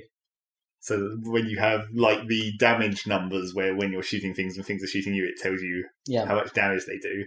They've actually changed that as well, because it used to just be a single bit of text that would appear in the middle of the screen. So now you can reposition it, but it's also just it's a text scroll now, so it shows everything that's happening and it just scrolls past. Oh, okay. And fades out as it goes round, which is actually kind of cool. And you can change how detailed that bit of text is. So you can just have it say whether it hits or not, and you can have actual damage numbers, and you can say what type of gun it actually was that was doing that damage. Can you make that window so it has a bigger max size then? So you could have an event trace coming up on you've got one side of the screen or on a second screen. Or I don't know if you can make that bigger, but the event, the actual log window that you can have open separately tracks that stuff anyway. Okay, yeah. That's pretty cool. So yeah, plenty of UI to fuck around with. I didn't always like how they evolved the Eve UI. It's pretty. Although, does the UI still react to lighting? That used to be my stupid favourite thing about that old UI, that it would have little light hints on it based on the direction you were facing. I don't know actually. I get the feeling they removed that. Well, the thing about a lot of the new UI is it's all transparent. It doesn't have the grey boxes any longer. The oval view is just transparent lines on the background of space, rather than a grey box like your cargo bay or whatever. Yeah, I think the cargo bay is still like that. So yeah, Eve. So Nintendo. Yeah, I think that was everything else that I played this week. Just Eve, right, give us and a tiny bit of Guild Wars. Oh, and there's the end of April event has started, and that is a time limited one, so we'll actually have to go and maybe try and do it. Well, I don't know. Depends whether you want to. Is it interesting? It's a 5-man dungeon, so we actually have to form a group or whatever. Maybe we could try that. LFG. Because I guess we haven't done one of those yet. No, we haven't. One of the normal ones. Yeah, I haven't got involved in those, so yeah. So we might try that. Yeah, I'm up for that. Yeah. So that's Kill Balls 2. Nintendo. The 3DS. Nintendo! So, first of all, let's talk about not actually the games that I own. Which game was it that said Nintendo like that? Was it like one of the Mario 64 ones. or Mario Kart 64? Yeah. Yeah. Nintendo! Ba-ding! Didn't it make the little coin sound? Oh, no, when that had the kart sounds and the Nintendo logo just spanned faster. Right. And got blurry. Oh, yeah. I don't know. I'm going to have to think about that one. Carry on. It's like, so on the 3DS, there's games that I don't own because I didn't really realise that. I didn't even think about this until after I bought the 3DS. So it was like, it's on the internet. So you can go to a shop and you can buy games directly, or you can download demos. So you can preview games. And I was like, oh, holy shit, I can actually try before I buy, I guess. Yeah. on portable games. On your mobile device. It's You kind don't of have weird. to pirate them. Not You can that you demo could anyway. Well, I don't know. The DS was rife with piracy. Well, Yeah, they don't sell yeah. those R4 cards anymore, do they? No. No. So yeah, I downloaded several demos of stuff. Also because there's this promotion that they're doing for the next month or so, where if you buy free games, you get a fourth one free. But it's fourth one free. But you can only choose it out of these 8 specific games. Right. And since Fire Emblem and Luigi's Mansion are 2 of them, You've already got them. I already have those, so I only need to buy one more game and I'll get another game. Oh, okay, so it's still, even though you bought them, you have the codes or whatever. Yeah, it's just Club Nintendo or whatever. So cool. You only need to buy codes. one more. I only need to buy one more. So I was trying to see about getting demos of the ones that are on that list that I was interested in. And, well, there's basically only 3 or maybe 4. There's 3 or maybe 4 of the other ones. There's Monster Hunter. There's shit, I forgot the rest of them. There's Donkey Kong Country Return Remastered or whatever the fuck it is. That sounds good. There's Animal Crossing. That's good. And Pokemon Mystery Dungeon. Wow, that's quite good. The Donkey Kong Country one is supposed. From what I've heard, the 3DS version sounds like it's going to be better than the Wii one, and the Wii one was quite well really received. good, yeah. Because they've removed the waggle requirement, which Well, apparently was like the problem Yeah. with some of the controls in that. But it's like, out of those of the 4 that I don't already own that I'm interested in, it's like the other ones I don't care about. Yeah. And I'm not really that interested in Donkey Kong Country because I never had any interest in like the original, obviously, because it was SNES or whatever. Yeah. So, I think it'd be worth a bash. I think it'd be up your street. but then, there's a demo of Monster Hunter. There's now a demo of the Pokemon Mystery Dungeon because that's not even out yet, so Right. you can't actually do What this. is Right? Pokemon Mystery Dungeon? Well, I'll come to that in a minute. Okay. And there's also, what was the third one I said? Animal Crossing. Animal Crossing, right? That's just Animal Crossing. That's just obviously. Animal Crossing. Don't need a demo of that. It's the same fucking game again. But I've never played one of those games before, so I guess I technically don't know that. Tom Nook and all that. Yeah, exactly. I know enough about it to know what Animal Crossing is like. Give him up money. Yeah. I love how everyone in Animal Crossing is really snarky and stuff. That's the best thing about Animal Crossing. Yeah, clearly. But so I was trying to decide. I downloaded the demo of Monster Hunter. And that's clearly not a demo for anyone who doesn't already know what Monster Hunter is about, because it doesn't tell you fucking anything. It's just like, select which one of these 2 monsters you want to hunt, the easy one or the hard one, and then go. I bet the game doesn't help you anymore. No, I wonder if it is one of those sorts of games. It's like Demon Souls. Well, possibly, since it's like... It might tell you something about the actual controls. Yeah, that would be probably, nice. But not actually much about mechanics, I guess. But yeah, it took me like quite a long time of fucking around with the controls in the demo to even have a clue of what the buttons do. And then what I actually discovered thereafter was the controls don't make any fucking sense to me either. Because it's all kinds of... You have your like instantly accessible item, which you have to push like A to activate when you've not got your weapon drawn. And in order to put your weapon away, you have to push Y, obviously. Not A again or anything, because that's attack normally. Well, obviously. But, And then if you want to change your instantly accessible weapon, item, you have to hold down L, which changes your item slot into like a wheel. But then instead of pushing left and right, which you'd think would be the obvious control, you have to push A or Y, which is like left or right on the buttons. Yeah. And I can't imagine me being able to think about changing my weapon at the same time as moving in the world. Yeah. So why not just use left and right? That would be much less complicated. Well, maybe you need it later. Well, considering you also can't use an item and have your weapon out at the same time. Yeah. Because it's all animation priority or whatever, so you have to stand there and do the animation to drink the potion. It's not like an instant thing. Right. Do you have to stand still while you're doing the animation? Yeah. Oh, okay. It's like so the ability to be able to control your movement during that process is irrelevant, yeah. Right, I see. So yeah, I didn't get along with that, and I don't... But I guess you could be selecting the health potion while you were running to the safe distance. Yeah, if you got it down in your brain. Yeah, if you had the dexterity to pull that off. Yeah. But I didn't get along with it, and I don't know. That one didn't seem like it was...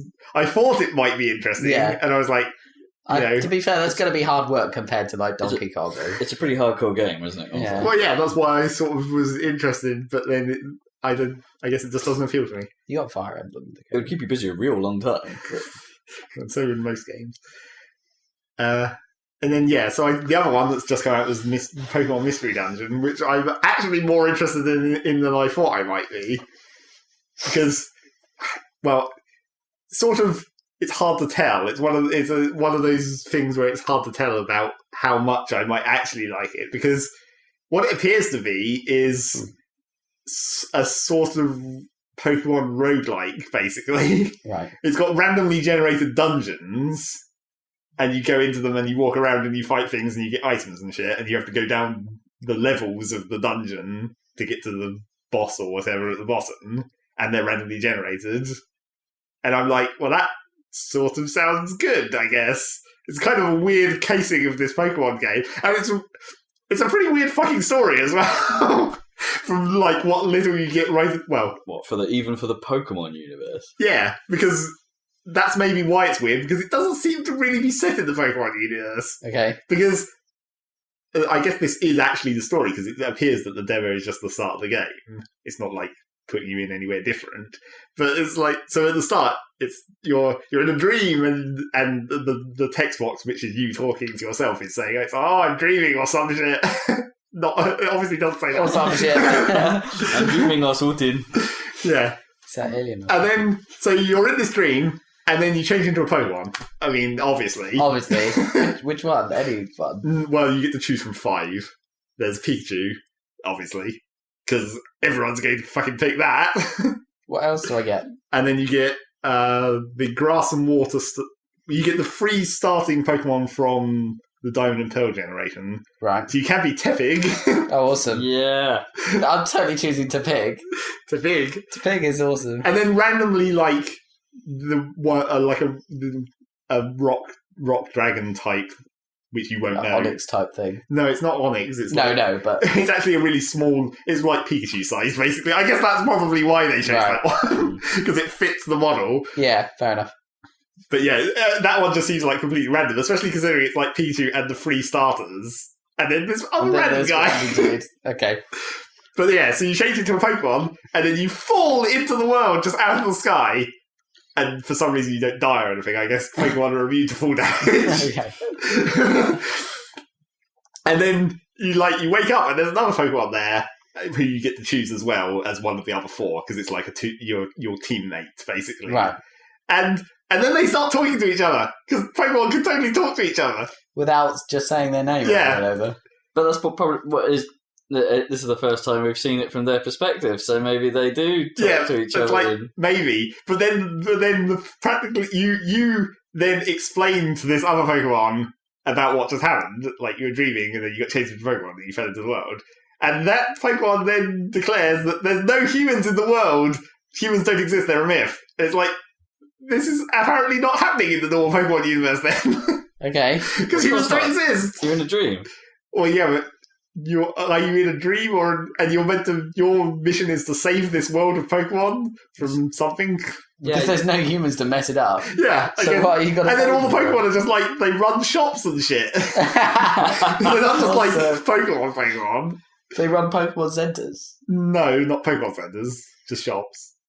Well, human centers. I guess there might be a Pokemon center at some point. That'd be a really funny game where it's like a role reversal where you're the Pokemon training humans. Well, I guess it would be weird if Pokeballs ever turn up because. Yeah, that's true. And it's like, why would a Voltorb or an Electrode exist? Because they exist because they look like Pokeballs. Yeah. So if they exist in that game, that would be weird. Unless Pokeballs were modelled after them. Does Pokemon have an evolutionary thing going on in general? What do you mean? Like, are Pokemons considered to have evolved, like in the story, in the backstory wise? Like, did Voltorbs evolve to look like Pokeballs in order to avoid getting caught by Pokeballs or some shit? I think that's mentioned in like Red and Blue, isn't it? Because the idea when you see items in the world, they look like a Pokeball, don't they? Yeah. And then you get caught out by that because you walk up to one and try to pick it up, and it turns out it's a Voltorb. Yeah. And so it's like, I guess that sort of is. I think that's inferred that they have that is a deliberate camouflage type thing. Yeah. I was just wondering if they avoided the whole topic of creationism or whatever, or whether they never talk about, because it's a kids' game, right? Well, yeah. Perhaps they never talk about the idea of evolution. Why would they? Yeah. I mean, evolution exists in a flash of lightning and a sudden change of your entire physical makeup. It's a different kind of evolution. Yeah. But I think it's sort of inferred that Pokemon... Because, I mean, it's natural selection more than evolution, and that still works for Pokemon. Right, yeah. Because obviously they're adapted to their environments. Yeah. Like, quite severely in most cases. Yeah, that's true. Where it's like, we all live in lava because we're fire Pokemon, obviously. Yeah. I don't know. Anyway. So, yeah. This Mystery Dungeon game seems kind of interesting. But you're not in a dungeon, you're in the world. Well, no, you go into, like, caves and shit. Oh, right, okay. Which are dungeons. Mysterious dungeons.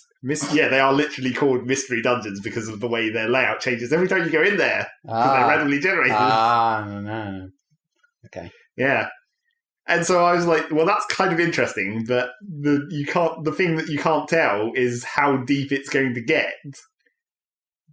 Because, well, I guess I should say how you actually go. When you go in the dungeons, you walk around from square to square, and there's enemies that walk around from square to square, and like your teammate follows behind you, and then the actual position, when you find an enemy, you have to stand in the square next to them, face them, and then you bring up like a menu that has your actual normal Pokemon moves, and then you do a fight. Right. And then your health regenerates while you're walking around. So it's like it's actually still got the same battle mechanics from Pokemon, almost. Okay. Apart from just in the world. Oh, weird. And then you can level up your Pokemon and change the moves and stuff, just like you can in regular Pokemon. So it's like that automatically sort of makes it deeper. Right. But like how much? Is this just going to be easy all the way through because it's a kid's game, or is it actually still going to have some elements of challenge? And the randomly generated thing is always a bonus because it just means also apart from there's randomly generated dungeons in the story, but then there's this really dumb, pointless extra feature for the AR capabilities of the 3DS's cameras where you can make new random dungeons by taking a picture of a circular object in the world. Any circular object you can take a picture of will create... In the real world? Yeah, it will create a new random dungeon based on its colour and size. Okay. Which is kind of fancy. What? So if you take a picture of, like, this coaster, you'll get a new dungeon out of it. Yeah. And if you take a picture of the same coaster again at a different time, you get the same dungeon, potentially? Potentially. It may have similar characteristics, but it'll be a different layout. Presumably. It's probably I think it's only based on colour and size, which I guess is the easiest things to determine from a picture. Right. Size, What about texture? Like, so if it was like the end of this tea strainer? I wouldn't have thought it would pick it up very well for texture. It's probably not accurate enough to detect that. Apparently, like, the size is meant... Probably... Well, it says that the size of the object is meant to determine the difficulty of the dungeon. And then I would guess the colour probably determines, like, the elemental type probably. Seeing as I took a picture of a pound coin. Yeah, as you do. It's round. And it created a dungeon that was like Spark Dungeon. And I was like, well, that's yellow, obviously, for electric. Right. That makes sense. Yeah. So I guess that's probably what it's doing. But it's like, so that's kind of cool in its own sort of weirdly collectible way of like go around and take pictures of interesting circular objects to get different colours and sizes. Or if it's like say the speaker cone and my thing where it's like black and yellow concentric rings. Well, it probably does the majority colour with a grey outset. Or would you have like a dungeon that would mix those quantities? That would be very fancy. That would be pretty cool. But yeah, cool. So it looks kind of interesting. That might be tempting as the free game, but I'm still not sure about which one of the other three. It's basically between Donkey Kong and Animal Crossing. I think you'll like Donkey Kong, but I would get Donkey Kong and get Animal Crossing free. I think that would be that would be my. I think that's the way around. I'd probably take it. But if you want a crazy ass game like Monster Hunter or random Pokemon randomness, not that I'm really interested in Animal Crossing either. No, to be honest, but I'm probably less interested in Animal Crossing than I am in this Pokemon game now. I just want to see what the weird shit it's like Pokemon talking to each other, and they have like dumb personalities based on the Pokemon because the Pokemon have personalities. You have to choose to pick. It's obviously to pick is the one to go for. You see like a fire pig? Yeah. So he's going to be a lava glutton. Yes, obviously. Okay, I'm in. Rob's in. Okay. Right. So yeah, that was the demo scene. Oh, and also, unrelatedly, I downloaded the demo of Final Fantasy Theatre Rhythm, the stupid rhythm game based on Final Fantasy music. And that's just a rhythm game based on Final Fantasy music. Not much to say about it. Mm-hmm. The demo is kind of bad in that it only gives you 2 songs. And it's like one battle music, Final Fantasy VIII battle music, and the world map music from Final Fantasy 13, which I never played, so I don't care about. So, and I only barely know about Final Fantasy VIII, so I don't really have much nostalgic attachment to either of those songs. So it wasn't like, oh fuck yeah. It was like, well, I guess that Final Fantasy VIII music is pretty awesome because that was okay. Yeah, it's pretty good. Although it is weirdly like pretty much all of the music in FF8 is pretty great. Oh yeah, that's true. But it is like the weird. It's not even just the normal battle music. It's the mysterious other dude, other team of dudes battle music. Yeah, it's the Laguna team fight music when you're having flashbacks to mysterious Flash Sideways or whatever the fuck that actually is. To their storyline for some reason. Yeah. They should have just put fucking Final Fantasy VII in there. I mean, come on. Oh no, come on. They wouldn't put that in the demo. They want you to pay for that. Come on, that's the most famous themes. Yeah, but they should have picked more slightly more, because I don't think anyone's nostalgic for Final Fantasy 13, so that was a complete wash. Well, no. Yeah, I think. Yeah, but that was probably a stupid decision. You're not hooking anyone with that. And then Final Fantasy VIII is not really very many people's favourite either. Oh, no, wait, no. Oh, sorry, you said 13. Sorry, I was thinking 11 or 14, the online ones. You're not hooking out. 13's got fairly decent music. Yeah, but it's the field music as well, so it's not even like the battle. Oh, no, I remember now. Sorry, you did show me this. Yeah, it's the vocal field music from, the first green verdant area you find in Cocoon. Yeah. With the singing and everything. Yeah. It's like there's better versions of that theme. There's probably better music in Final Fantasy 13 in general. Yeah. You see there's a second... fight music is awesome in 13. A second Final Fantasy 13 sequel thing. Yeah. Yeah. I still want to play 13 too, actually. I think my brother was working on the website for Lightning Returns. Lightning Returns. So that's demos, I guess. And... Go on, give us a quick run through of Fire Emblem. Well, and Luigi's Mansion. It's review time. There's 2 more of us on the Saladcast. Reviews. Game. So Luigi's Mansion is a pretty good game, and it's Luigi's Mansion. So right. Is there really much to say? How does it differ? I mean, does it differ in good or bad ways?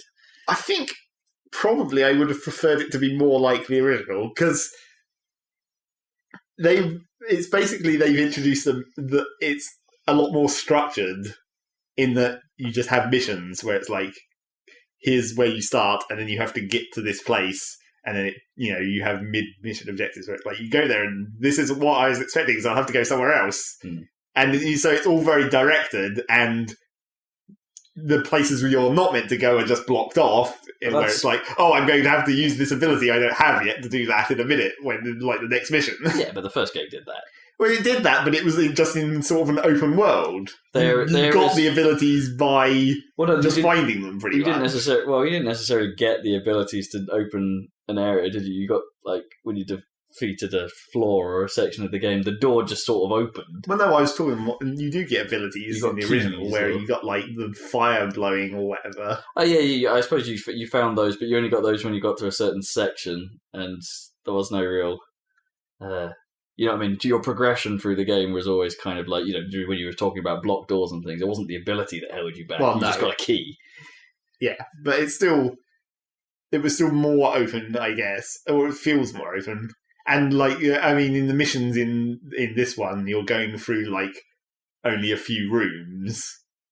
And it's not really a puzzle to work out how to get to where you need to go. You just have to find the one other exit from the room you're in. So you're not really exploring.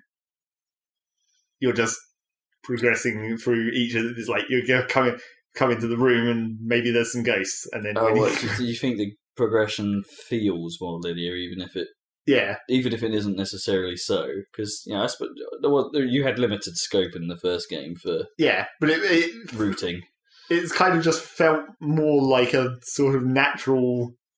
Well, it felt more natural in this one mansion of just going into these different rooms, whereas now it's like everything is set up for this very specific progression. Maybe they felt that was to avoid, because the first Luigi's Mansion had a few problems with you not quite knowing what you were actually supposed to be doing in certain rooms at certain times, and you could spend quite a lot of time just messing around in there before you realise, oh, actually, I can't do anything yet. Yeah. And, there'll be a really obvious thing that would happen, like, moments later if you just took a different direction.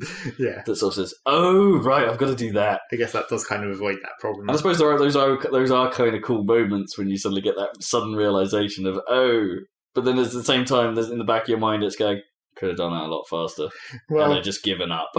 I guess, even with this much more sort of linear design, I still think there's been a couple of times where I've had things where I've just got stuck and been like, what the fuck do I even do here? For quite a while, and then been like, oh shit, that was maybe I was thinking too hard. Oh, and also the mechanic of there being hidden items that you have to illuminate with the special torch, and then they appear. Sometimes that's got me in a sort of I guess it's sort of reminiscent of Metroid, where it's like you're trying to be too clever when the actual answer is just there was an invisible object here all along, and I just didn't try fucking looking for it. There was this one thing where I had to walk across this cog, and I was like, well, obviously I have to activate these cogs because they aren't moving and they're going to become a platform that I can jump on. And so you go down, you follow the only other path in the room, and you come down onto this big cog, and it's like, well, this is just a dead end. It's like, I can't go anywhere here, so I must have to... I was like looking around, I was like, I have to vacuum something somewhere, there must be a chain to pull or something, and then it was just like, oh, the next cog that I should be able to walk over just is invisible. It was just invisible. And I did fucking try shining the light on it to see if there was a fucking giant invisible cog in this obvious hole. Oh, I see. I see. Mysterious. It's like it's too easy. It's too obvious. You're trying to think of ingenious puzzles that might be hidden somewhere in the room rather than just like shining a fucking torch on it. I think it should have been a Wii U game. It probably should have. And the controls... That's the other thing that's weird about the controls is that... Well, because the first game was kind of Nintendo saying, hey, look, we've now got 2 sticks. Yeah. Here's some interesting mechanics we can do with these 2 sticks. Well, like the kind of pulling stuff and the... Yeah. Here's how we can make something interesting. That's kind of the problem with this game's control system is because they don't have 2 sticks. It actually doesn't work as good any longer. Because now, when you're charging up the flashlight to stun the enemies... You're fixed in direction. Yeah, you're just locked in one direction. Which makes it really fucking... There's certain types of enemies that are fucking... I can't work out a good way to deal with them. Because there's this one specific type of ghost that always sneaks up behind you. But they're invisible unless you shine them with the special light. Although you can still stun them even when they're invisible. You just don't know where they are unless you've shined them with the special light. But I can never wait until they come up behind me and then accurately turn around and shine the special light on them to find them. They always manage to sneak up on me, even though I'm constantly like turning in random directions and shining the light all over the place. Maybe it's intentional, maybe there's just no way to do it. But it doesn't seem like there's any... That doesn't feel right, no.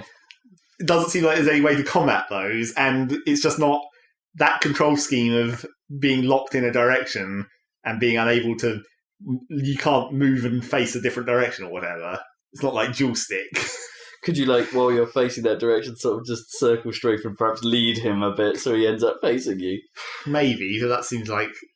I'm not sure you'd be able to manoeuvre fast enough, because when you've got, like, a torch, the special torch or the normal torch charging, you move a lot slower, of course.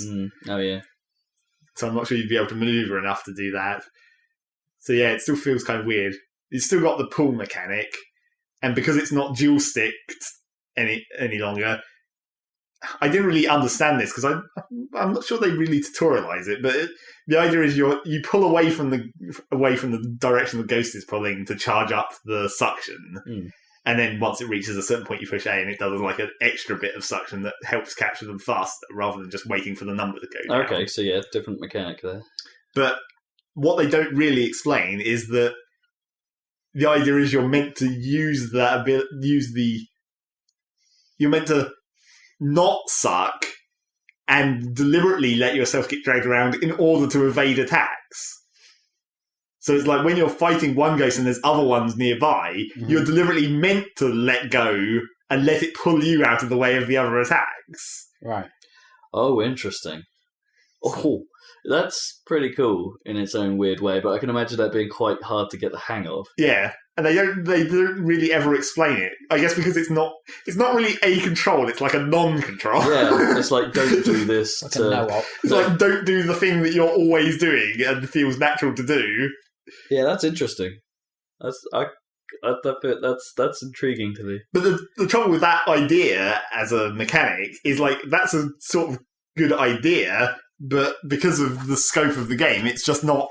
There's not enough room to manoeuvre most of the time, so you don't actually really have chances to do that. All right, so where you end up getting pulled to probably isn't out of range of the attacks, or it's in such a small room you're going to like get dragged around a corner and back into all the enemies. Right. So that's another reason why it could have been better on the Wii U, I think. Just the control scheme would have been more, I think... Well, yeah, I think it could have been a good candidate for doing stuff with the... because with the screen, yeah. with the screen and stuff in a sort of scan the room kind of way. Yeah. And, as you say, better things that it could have benefited... Well, didn't you mention at some point that it's not actually that well suited to being a portable game because of its structure? Oh, well... Someone mentioned that. Might not have been me. I also heard that mentioned. Yeah, the missions are fucking long and it doesn't save mid-mission. It's like each of the missions can easily take half an hour. So you have to hope your standby covers it. Yeah. If you need to stop. Yeah, I mean, that's where I get annoyed with like portable gaming, because it's like there seems to be this shift in the... Well, you sort of saw it on the PSP for a bit, and you sort of, not quite so badly, I suppose. I picked the games that were more portable centric. Yeah. But there's, this move away from, or this the move from console-esque gaming into your hand. They just don't work for where you'd want to use a portable device, where most people choose to use their portable devices. It's like, I'm sure it's been discussed plenty before. That really, the whole idea of the 3DS is exactly that problem. It's like, hold it in a very specific place, very still, directly in front of your face. Yeah, totally not suitable for being on any public transport or any. While I think about it, even games like Lumines and stuff weren't actually that well suited to that theorem, because a good game of Lumines would take well over an hour. Well, that's if you're playing it to actually set a score. If you're not just playing it for the musical entertainment. Yeah, you know what I mean. But if you're playing it as a game, yeah, I would be running. Well, if you're good at it, I'd be running well over an hour by the time I'd finished the loop on Lumines 1. Yeah. You know what I mean? And be starting playing from Shining again. Yeah. And at that point, it gets really quite difficult. Yeah. So yeah, Luigi's Mansion is pretty good. Also, this is a weird thing about it, but when I looked it up and looked at like box art and the actual box, I realised for some reason it's not called Dark Moon. At least not in the UK release. Oh, really? I think it's only the American one that has an actual subtitle on it for some reason. weird. So in the UK, so it's just Luigi's Mansion 2. I don't mind that. Yeah, I guess it makes more sense. Even though the Dark Moon is the actual critical item in the game, of course. Yeah. Well, subtitles kind of annoy me. Just in general. Well, unless your game is significantly different than a it's like Galaxy 2. It's fine. It's it's a. Yeah, but Galaxy 2 was like that was more like Galaxy Part 2. But yeah, you know what I mean. It's that one definitely didn't need a subtitle in anyway. It's a more direct sequel than Mario 64 to Mario Sunshine. Say, that you wouldn't, and for the fact that calling it Mario 64 2 or Mario 128 would be kind of dumb. Yeah, when you've already got numbers in your title, you've screwed up. Yeah. Mario 128 never really happened, did it? What was that? It was a tech demo, basically. It was always sort of... The rumour keeps resurfacing every now and then that there was a game behind it that they've never really quite managed to get the mechanics working. Mm. And, no one's ever really sure if that then resurfaced as Galaxy, that Galaxy was 128, or that the idea never really made it to... That's the myth, anyway. And Shigsy's never really spilt the beans on it, as far as I'm aware. Yeah. I saw an interview the other day with Gabe Newell, and he said his favourite game was Mario 64, and he was really disappointed in Sunshine. I'm not sure why. I like Sunshine. I know you guys do, but he was saying, weren't you just so disappointed in Sunshine? It's some of the retro do stuff. Yeah, the retro levels in Sunshine. Where you don't have the backpack. Well, coincidentally. Yeah. In some you do. Well, not the ones that have the floating blocks in space mechanic. Most of those. Some have the backpack. No, they like. I'm pretty sure. Oh, unless it's the second time you go in. The second time you do them, you get the backpack so you can. Okay, yeah. Well, some of those are considered like the best 3D Mario platforming. Well, arguably. Yeah, everything's arguably, but it's like they. Well, they're not like. Some people hold them in that higher regard. They're not like Mario levels. They're basically like the Mirror's Edge DLC, where it's just like coloured blocks floating in space, not actually the game. It's like it proves the value of a good platforming model, though, doesn't it? Yeah. It's like if you get it right, then actually, sometimes that's all you need to make a great. Even though the rest of the game didn't really have that because you had the backpack the whole time, but they made up for it. Yeah, it's fine. It's fine. It's fine. I like those. Yeah. They're pretty good. A cappella music, yeah. Yep, that's all you need. So, right. Do you want to... We're running there's something else. Short on time, so... Relatively. Yeah, you'll be the only one to talk about games. Yep. I thought you said that was okay. Ish. I never fully agreed. Anyway. But anyway, the other last thing about Luigi's Mansion is, Luigi. He's cool. Yeah, Luigi rules. He has a personality. Yeah. Well, aren't we supposed to be in the year of Luigi? Yep, apparently. Awesome. Oh, and Luigi. Spoilers. Hmm? The story to Luigi's Mansion 2, it turns out, is exactly the fucking same as the first one. It doesn't seem like it at the start, but then about halfway through, it's like, oh, look, there's fucking indications that Mario was here and King Boo and all this. It's like, it's the same goddamn story. And, like, the fake competition? Well, no, not the fake competition. They got rid of that idea. Now it's just, for some reason, Professor Egad lives in a haunted mansion, except the ghosts were nice, apart from then the Dark Moon got fucked up and that screwed everything up. Yeah. He's a ghost researcher. He lives in places with ghosts. I guess that makes it. Yeah. So yeah, Fire Emblem then. I played quite a fucking lot of it. It's basically my surrogate for Advance Wars, because there isn't Advance Wars. Goddamn, make Advance Wars. It's quite similar in a number of ways. It's made by the same people, so Yeah. Yes, that kind of makes sense. It's Atlas, isn't it? Oh. No, it's Intelligent Systems. Oh, yeah, I always get that messed up. Yeah. Always get that messed up. Totally not even close to being the same thing. I don't know what it is. Maybe it's just the Japanese tendencies that make me immediately think Atlas. But yeah, fine as a strategy game, I guess. But I think I made a horrible mistake of choosing when you start. It's got the classic 3 difficulty levels where it's like lunatic. Obviously, you ignore that because that's like XCOM where you've got impossible. It's like no one plays it on that apart from crazy people. So then you've got the choice. At least it's more aptly named. Oh yeah. So then you've got the choice between like normal and hard, and normal is like they did the classic mistake that Halo does, where it's like normal is labeled like for beginners, and then the hard is for people who know how to play strategy games. Yeah. Right, yeah. So I was like, well, okay, hard, obviously. Yeah. I'm not totally retarded. I can play a strategy game. Yeah. Don't have to make it too easy. But then there's also the... This isn't really the rule if you're doing a proper sort of review-esque play on the middle. Game, you should play on normal. Yeah, play on normal is like the intended, should be the name of the intended. Well, game. yeah, apart from... It's not really true on Halo, though. Yeah, it's like I said... it's never been true of Halo. Heroic is always... This falls into the Halo trap. But they don't call it normal in Halo, do they? Easy, bottom. normal, heroic, and legendary. Oh, is it? Oh.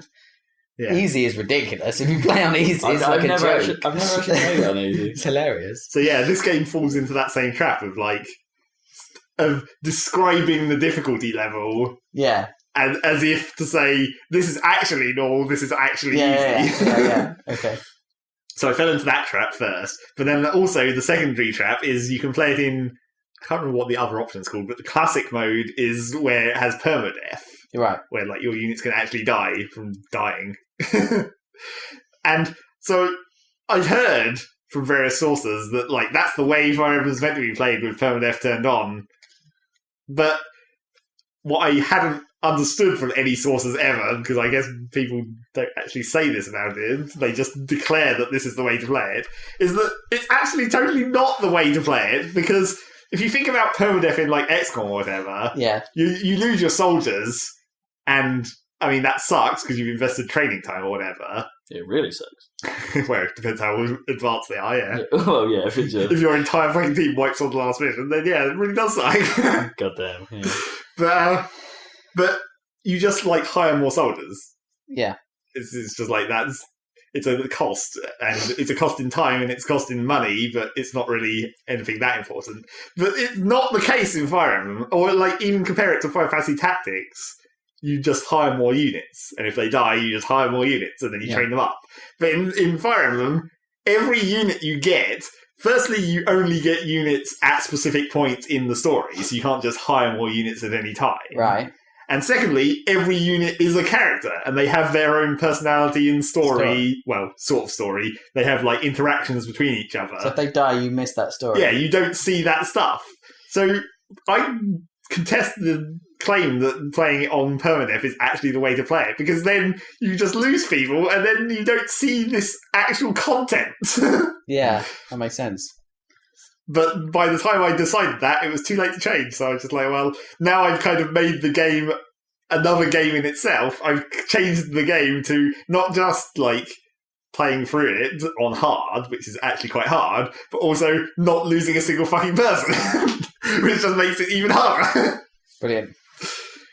Yeah, I'd probably take the same decision as you, I think. Like, sort of...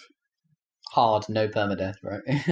Yeah, but I wouldn't do the thing where if I lost a guy, I'd probably restart the mission and reattempt it to do it better, as opposed to like just putting up with the fact that this guy is dead, or putting up with the fact that this guy got killed and is okay. I might, because then I'm sort of getting into the spirit of what everyone says Fire Emblem is about. Well, yeah, but it yeah, it it's does, not fun. It does raise the question. Well, and you said that there's this. Yeah, your description of the difficulty curve that you gave me is a bit odd, and there's a ridiculous hump at the start of the game, which makes the permadeath stuff all the more frustrating. Yeah. And then maybe once you get over that hump, permadeath isn't quite so... I mean, it's still painful by the sound of it, but, maybe it's not quite such a Well, it's all problem. about the characters. It's like, that's the only reason I think permadeath is a big problem. I wouldn't mind losing units if it was possible to get more units. Yeah. The fact that you have a limited roster makes it doubly ridiculous. Because it's like, if you lose your one heavy defensive knight guy who you've been using as a, like, choke point blocker, then you're basically fucked because you can't get another one. Well, yeah, that was the weird thing I saw about the combat when you were playing it. The combat seems to play out quite a lot like you start in some position. You basically just fortify that position, let everyone come to you. Well, that's my other problem with it, is that why I still think that I might be doing it wrong in some way, understanding how Fire Emblem is meant to be played. But you have the map, and you have the layout of enemies, but almost always the only way that I found to actually survive this stuff is to basically cram all your units into as small a space as possible and fortify choke points. Because if you expose any of your ranged or magic using units to melee, they just die. Yeah. So you can't afford not to just like choke point it all off. And so it's got really dumb because you have this whole layout of map, and firstly, you don't use it. Yeah. You find the one choke point that's nearest your starting location and just run to it. You try and manage the enemies a bit more like a tower defense. Yeah. And then also that also is sort of inherently stupid in itself because you're almost always using the edge of a map as a wall, which is sort of weird in a story aspect. Yeah. And it also became even weirder where there was one level I was playing where I couldn't find the only choke point I could find was on the edge of the map, and it was quite a wide one, so I had to use like half my units in front of the other half to cover the whole gap. And then midway through the mission, enemy reinforcements can turn up. And in this mission, they spawn where I was standing. Like, oh crap! They come in from. They're meant to come. Basically, it's saying they're coming up from the rear. They're coming up behind you. But because I hadn't moved into the map at all, I was standing where they should theoretically spawn. And I thought, because in other cases where they come out of fortresses, if one of your units is occupying the fortress, then that stops the enemies from spawning. So I was like, well, if I have my unit standing on the edge of the map where the enemies spawn, they just won't. But what they actually do is they just teleport and appear in front of you. Well, I suppose that's kind of handy for keeping your position. Yeah, sort of, but it's kind of dumb in itself, where it's just like enemies randomly appear. Well, how else were they going to do it? Yeah. But, so yeah, like I said, it seems weird that all I'm doing is effectively just standing in one place and ignoring the map. And it's sort of doubly so, because sort of midway through the game, you start getting thieves on the map that aren't technically part of the enemy team, but the enemy don't target them. Their only goal is to either break into a chest on the map and steal the item out of it and then leave, or they already have an item on them and their only goal is to leave the map. So you're meant to kill them to get those bonus items. But because my units are so incredibly fragile, or it seems like they're so incredibly fragile most of the time, there's no way I can get to these thieves to kill them before they escape. Yeah, you don't want to send a scout. I don't think it seems to have quite a large movement range. Yeah, so it's not like you can really just scout out and stay out of range. Yeah, and like on the rare occasions where there's, well, probably about half the time enemies just over the series of turns, more enemies will start triggering and coming towards you. But there are some levels where enemies don't move unless you move into their aggro range. Right. So that is another reason why you can't just go after these thieves, because you're just ploughing a unit directly into about 500 enemies aggro range and triggering all the units on the map. So I don't understand how you're meant to I mean, maybe this is how you're meant to play it. Maybe, but then why are those thieves there? I don't understand how you're meant to be able to get there fast enough to stop them. Maybe it's not so bad if you're playing in normal mode. Well, yeah, maybe, but then maybe the aggro range isn't so high. Maybe you have some freedom. Well, I don't think the aggro range will be any less, but you probably have more hardy units comparatively. Yeah, so you can just let them take some damage and run out there. Well, the main problem with it is the obvious way to go after these thieves would be to use flying units, because they can just fly over all the obstacles. Yeah. But the flying units are incredibly susceptible to magic and ranged attacks from arrows. So if there's a single archer or magic user on the field, you pretty much can't use flying units because they just instantly die. They just get one shot by everything. Yeah, so it's weird. And also it's pretty though. Well, yeah, it's pretty. The fight sequences are pretty cool. Yeah, it's nice looking. Yeah. And it's pretty. The translation probably rewritten in English, I suppose, would be the way to term it. That's kind of how a lot of that stuff's done, isn't it? But it's pretty well done for something like that, and pretty funny in places. And the weird things people say, and the actual characters are pretty good. Well, Ninty's always great at that, though, isn't they? Yeah, I guess. Their translations are always top notch.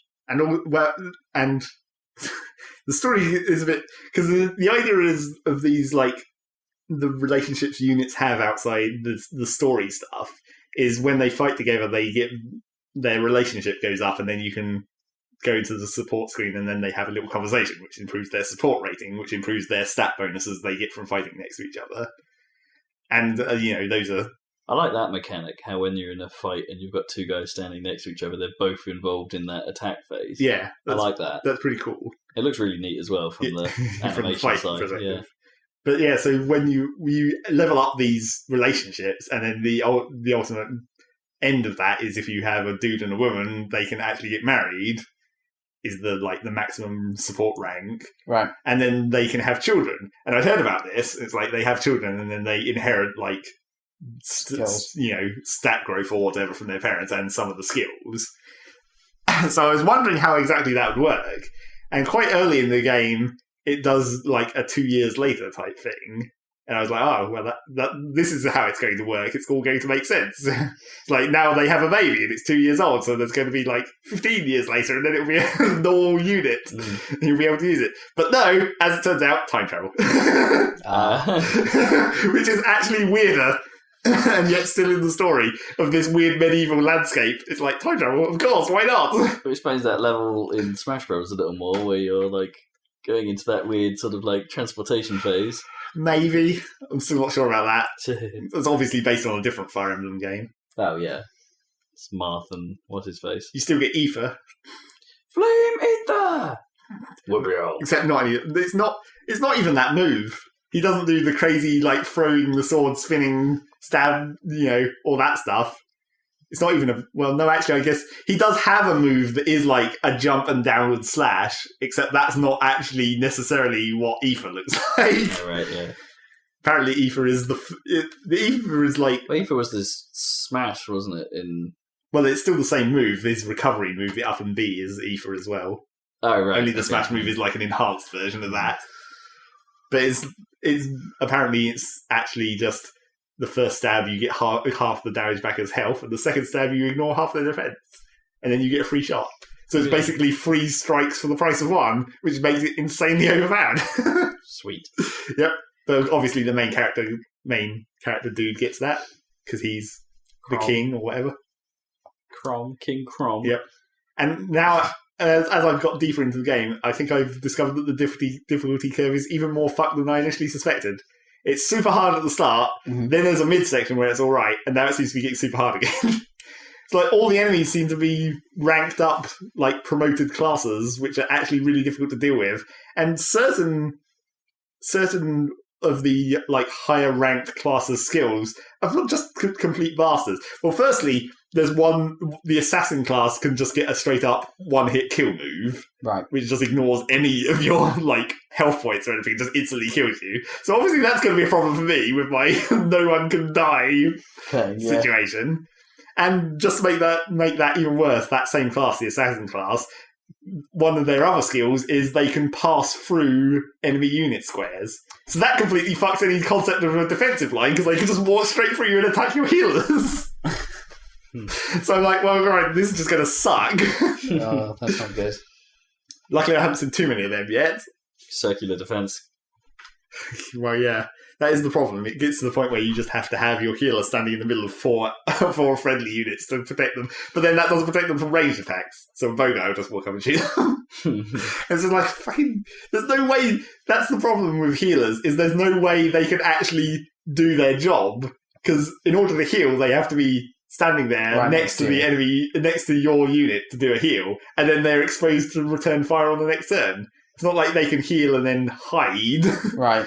Because you can put them into support on another unit, but then only the main unit acts and is like attacked and stuff. But then they can't do their healing thing. I suppose you'd have to come up with some plan of swapping out melee units, like pull one back, push another one forward, to keep your healer out of range. Sort of. Luckily, the advanced healing classes seem to also get combat skills. So we're running low on time. Yep, Fire Emblem, it's good. I've played way too much of it. So I'm going to have an incredibly quick blurb then. What have you been playing? Devil May Cry. I've played a lot of that. Okay. I can't talk about it now, but I will say one thing. Holy crap, I think it's a contender for my game of the year. Yep. Holy shit, that game. Too early in the year, though. Yeah, but this is so good. So good. Yeah, there's that. I fired up I had a very brief experiment with Dreamcast emulation and fired up Trickstyle after we talked about it in a vain attempt to see what Criterion could do. Right. Oh my god, I forgot how floaty and skanky that game really is. It's like the animation of humans is pretty shockingly bad. Right. And I think it's like it must look better on an old CRT screen because I remember being quite impressed with how sharp things looked on an old CRT screen. But blow it up onto a modern PC monitor, it looks like dirt. Right. Just like nothing. It's weird. It was easier than trying to get my Dreamcast out of the loft. I guess. Sort of. I'm very nearly completed Need for Speed Hot Pursuit. I've got a couple of events left to do on that, and I'm done. Right. It's like Dirt 2. strangely keeps. I completed Dirt 2. Yeah, I actually completed that. Actually played a couple of games online as well, which was fun. It's not there's like 10 people playing it. 1 minute. That's it. Cool. Then I'll cover all of that in more detail if I remember. Next time. If we do another one. We'll do. Devil May Cry. I won't play anything different. I'll just be playing these again more. So Zach's covered for 2 weeks. Yeah. And I'll finish Bioshock, which continues to be good, and Far Cry, baby. And we didn't even hear about SimCity version 2.0. No, because I haven't played it. I haven't even installed that patch. Oh, well, there you go. Okay. Apparently it's bad. Though. Apparently it's terrible. Yeah. So might find out about that next time. Or 3.0 maybe. The SimCity woe train continues. Yes, indeed. Well, thanks, listeners, for joining us for Saladcast. A bit Zach heavy this time, but he had a lot to cover. Yeah. Next I'm going to time, have fun writing the blurb for this one. plenty more. It's like Zach fans rejoice. Zach fans rejoice. Yes, well, I am rejoicing. Okay. Catch you next time on the Saladcast. Indeed. Don't forget to check out video content. There's more Final Fantasy stuff up on YouTube. Bye.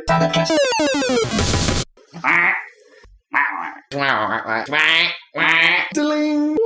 One. Ding. Ding. Ding. Ding. Ding. Ding. Ding. Ding. Ding. Ding.